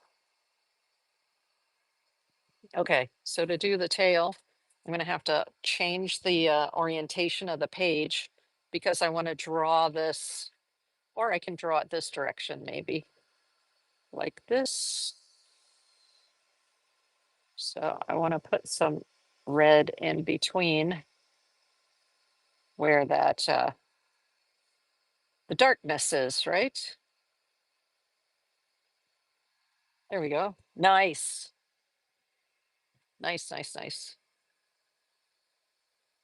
So you don't have to cover everything. Don't worry. It's okay to have some white in there. It's not going to hurt anything. Lovely. Okay. So it's growing. It's growing into a bird. Now I need to let this dry a little bit. So there are a couple of ways to do that. Of course, one is to just go eat lunch or go eat dinner and then come back. Um, and the other thing is looking pretty. Oh, thank you, Salmon's girl. So here we will use this. Now the eye is so dark because the eye is black and the face is black. But I would normally use I would come back in with something like either a Copic opaque white or the bleed proof white by Dr. P.H. Martin's. And I would just go beep and put a little white dot in the eye after it's fully dry. Okay. All right. Woohoo. So while that's still setting, let's get some of that black in there. So for the black, I'm going to use the detail brush. Okay. So I have, ooh, there's already black on the detail brush. I want more control. I want some control. Well, first of all, I need some gray. So I'm going to start with the gray. And the gray is actually right here in the mouth. There's a little bit of gray right back here. And there's going to be like a little dot right there there's like a little dot on the top of their nose. I don't know whether they breathe out of it or what, but okay. So let's get a little bit more of the black then. And I'm going to put the eye in.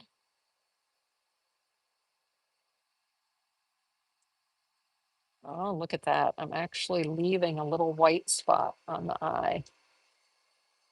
How about that? Okay. I left a little tiny white spot on the eye. Sometimes you can do that and sometimes you can't. Now I'm just building a little bit of the black hair here, or um, the black feathers. And that's why you need a little detail brush like this. Now I'm going to turn around and there's usually like a little bit of fluff feathers right around their uh, beak. So that's what I'm doing is I'm dropping in some of those. And then I'm making little strokes kind of in the direction that the feathers would be. Now this is coming out gray and not black, but that's okay. All that means is that I would put more than one layer, right? If you put it on and it's not dark enough for you, you just come back later and add more, another layer. What I'm going to do so that you can actually see the eye is I'm going to leave a little white around the eye. The actual bird itself doesn't have any white around the eye, but I'm going to go ahead and leave some white around the eye. Let me see here. So this actually comes up a little bit higher and comes back here. Back around the eye. Like that.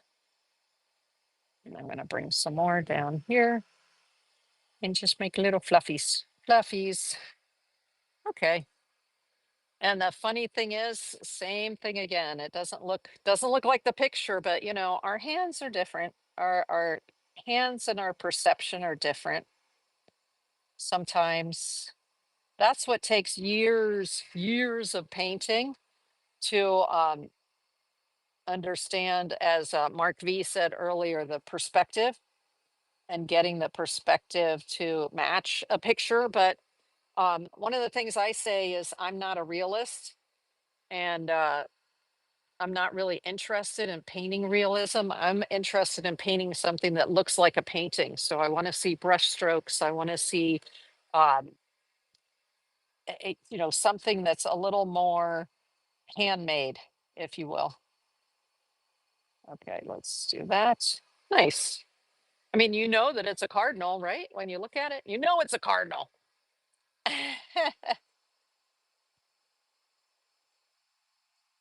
There we go. And there's actually a little bit more hair up just past the eye. Right there. I mean, a little more feathers. Shoot. Okay. See why I said you need a little detail brush? So there's the face where you can see the detail that I put in it. Okay. And let us now, am I gonna put the feet in yet? Let's see. I think I'll put the feet in since we've got the black out. Let's put the claws, the birdie claws. And we're just gonna bring this here. It's gonna come out and sort of have like a little knot right there and then come in. And there's actually a claw there. And then there's another little one back here. And then underneath the, oh, you know what? This is supposed to be sitting on a branch. So I need to, well, that's okay. And then here, right here on the other side of the branch is the other claw. Okay. So the branch is going to come through here. And then let's do the other one. The other one here. And we've got same sort of thing. Comes down and then you have a claw here. Eek. And a little blackness right there, which is, and then there's another little claw that shows up underneath here. There it is. And this one's showing up like that. Okay, a branch is going through there, y'all. Now I've got the black. Let's go back in with some more of the gray. So I want lots of water, right? Because I want to gray this out. I don't want it to be too dark. Okay, so now I have gray. Woo, thank you, Art by Risha. I appreciate it. And we're going to come in here and it's a little bit darker underneath here. So see, I'm just putting the gray in there. Once the gray is going to dry a little bit lighter. So once it's dry, I can darken it a little more, darken it a little bit more. I'm just giving myself those sort of lines to indicate where things are. And but with the detail brush, so I can begin to get a little more sort of detail in there. Okay.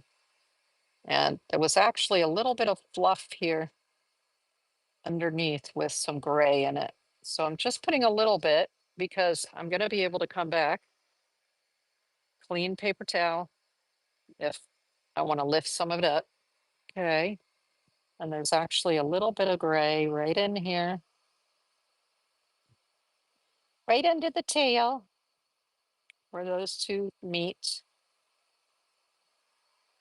And where else? Right up here, there's a little more gray up here. So see how I'm moving in the direction that the feathers would be appearing or growing. And this is when you can begin to put some of the detail in there. Even down here, we have our little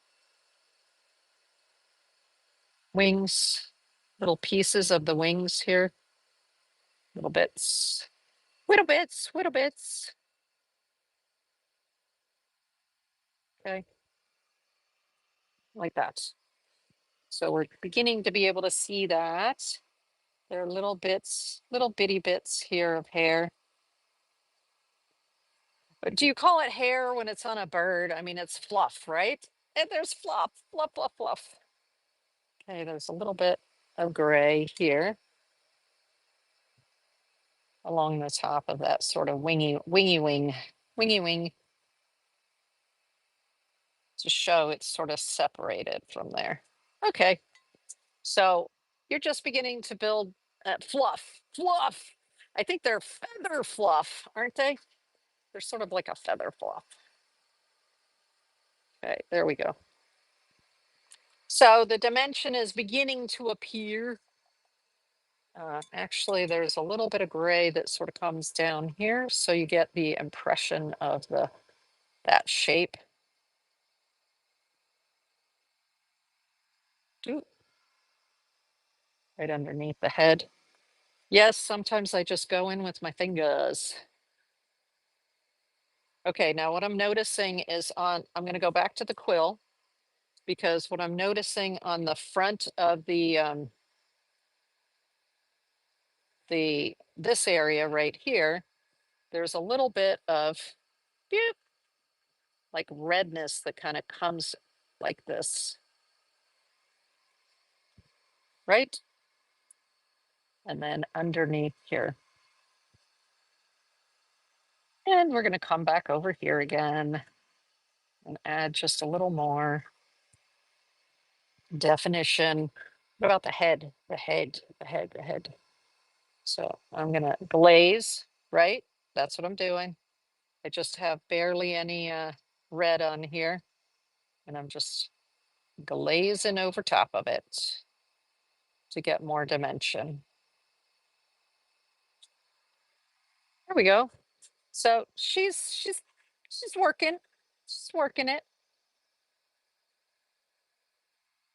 And here. I don't want to forget about the tail. There's a little bit of deeper red on the top of the tail. So let me get some red right out of here. I don't want it to be too red, but I do want to have, so this is flat. Can you see that? How I flattened it out so I can go along like this with a little flattened area right there. So let's do that along here. I want to get that little bit of extra red going in there. And the tail, so the tail has that little bit more dimension. And then we'll put a little bit more red right underneath here. Okay, so I build like that. And then when I'm ready, I just put a little more red on here. Then I can come in with more red and just begin to darken it. Okay. The 2-year-old approves. Yay! I love that.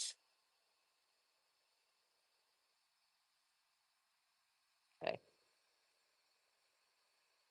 So there we go.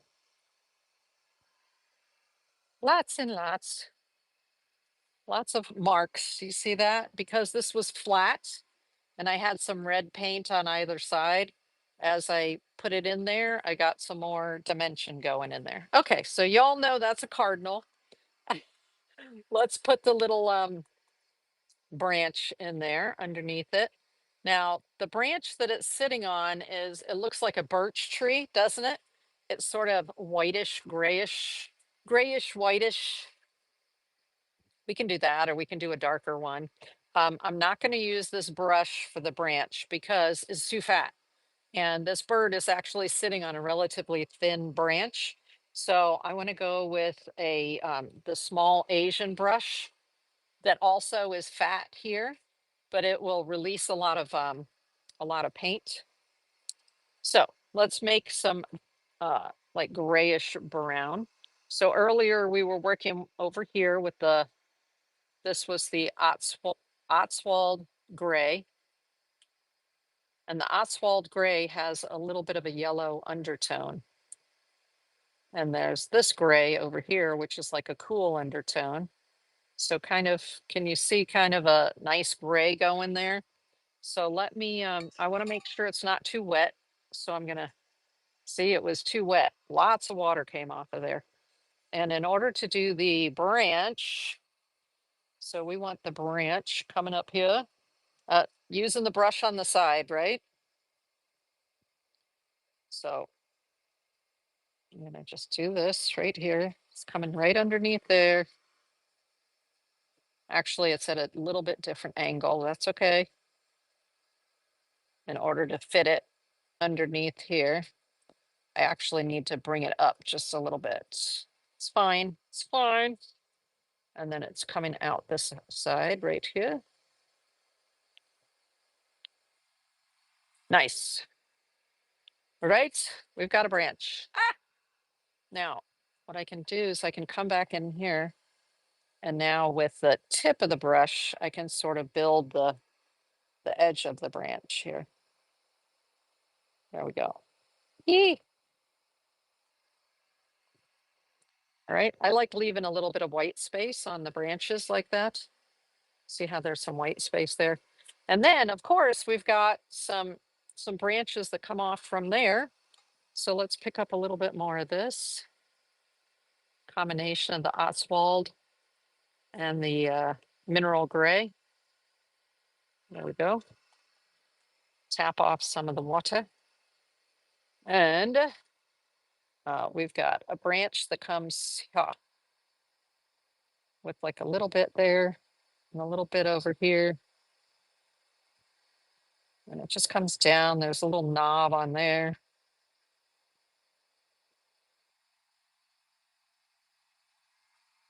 Right? So there's a little branch coming in there.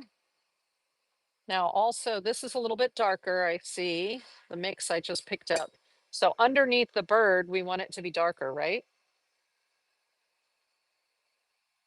Okay, Risha is leaving, but then she wants to come back. Remember, Risha, I do leave the video up on YouTube, so you can always come back and watch. So what I'm doing is I just added a little bit more of the darker colors. And I'm darkening this part of the tree, right? Because the bird is on here. And then there's the tail also all the way out here. So I just added a little bit darker color. But of course, I could add more dark color, add more dark color, add more dark color, right? As it goes. And then there are other branches that come out over here, for instance. There's one that like comes over here. It's coming from back behind. And it's going to have another little branch coming off of it right here. So after I build, and the bird is not done, I would go back and build a couple of more layers using more glazing. Okay. And then I would declare the bird done. It's not quite done yet to my liking, but I think you get the idea, right? And how you want to work with the side of the brush quite often to get these kind of marks. And then you do need some sort of detail brush that you can use with the tip to get some of um, the little fluff in there. And this one also works well for the branches. Let's see, is there anything else? I think that's it. Yes, I think that's it. And here's the picture. I mean, they're not exactly the same, right? But that's okay because we're painting. And I'm not painting with feathers. I'm painting with a brush. So it is going to look a little different. And as an artist, we get to, uh, you know, give it our artistic hand as well. And, but yes, Salmon's girl, it's a cardinal. What do you think? Oh my gosh. That was fun. So we did more birds than I thought, but I was prepared for you, Salmon's girl. I did the research. I did my sample. I love that. I appreciate it. Thank you so much. And I will work on it more and it'll be available next week, right? And I may even have, depending on how it turns out, I may even have a, what's it called? A card for it. If we're lucky. Okay, so that's the end of the workshop portion of the show. I appreciate everybody who has come. Um, we're just having so much fun. I love to paint. I appreciate you being here for that.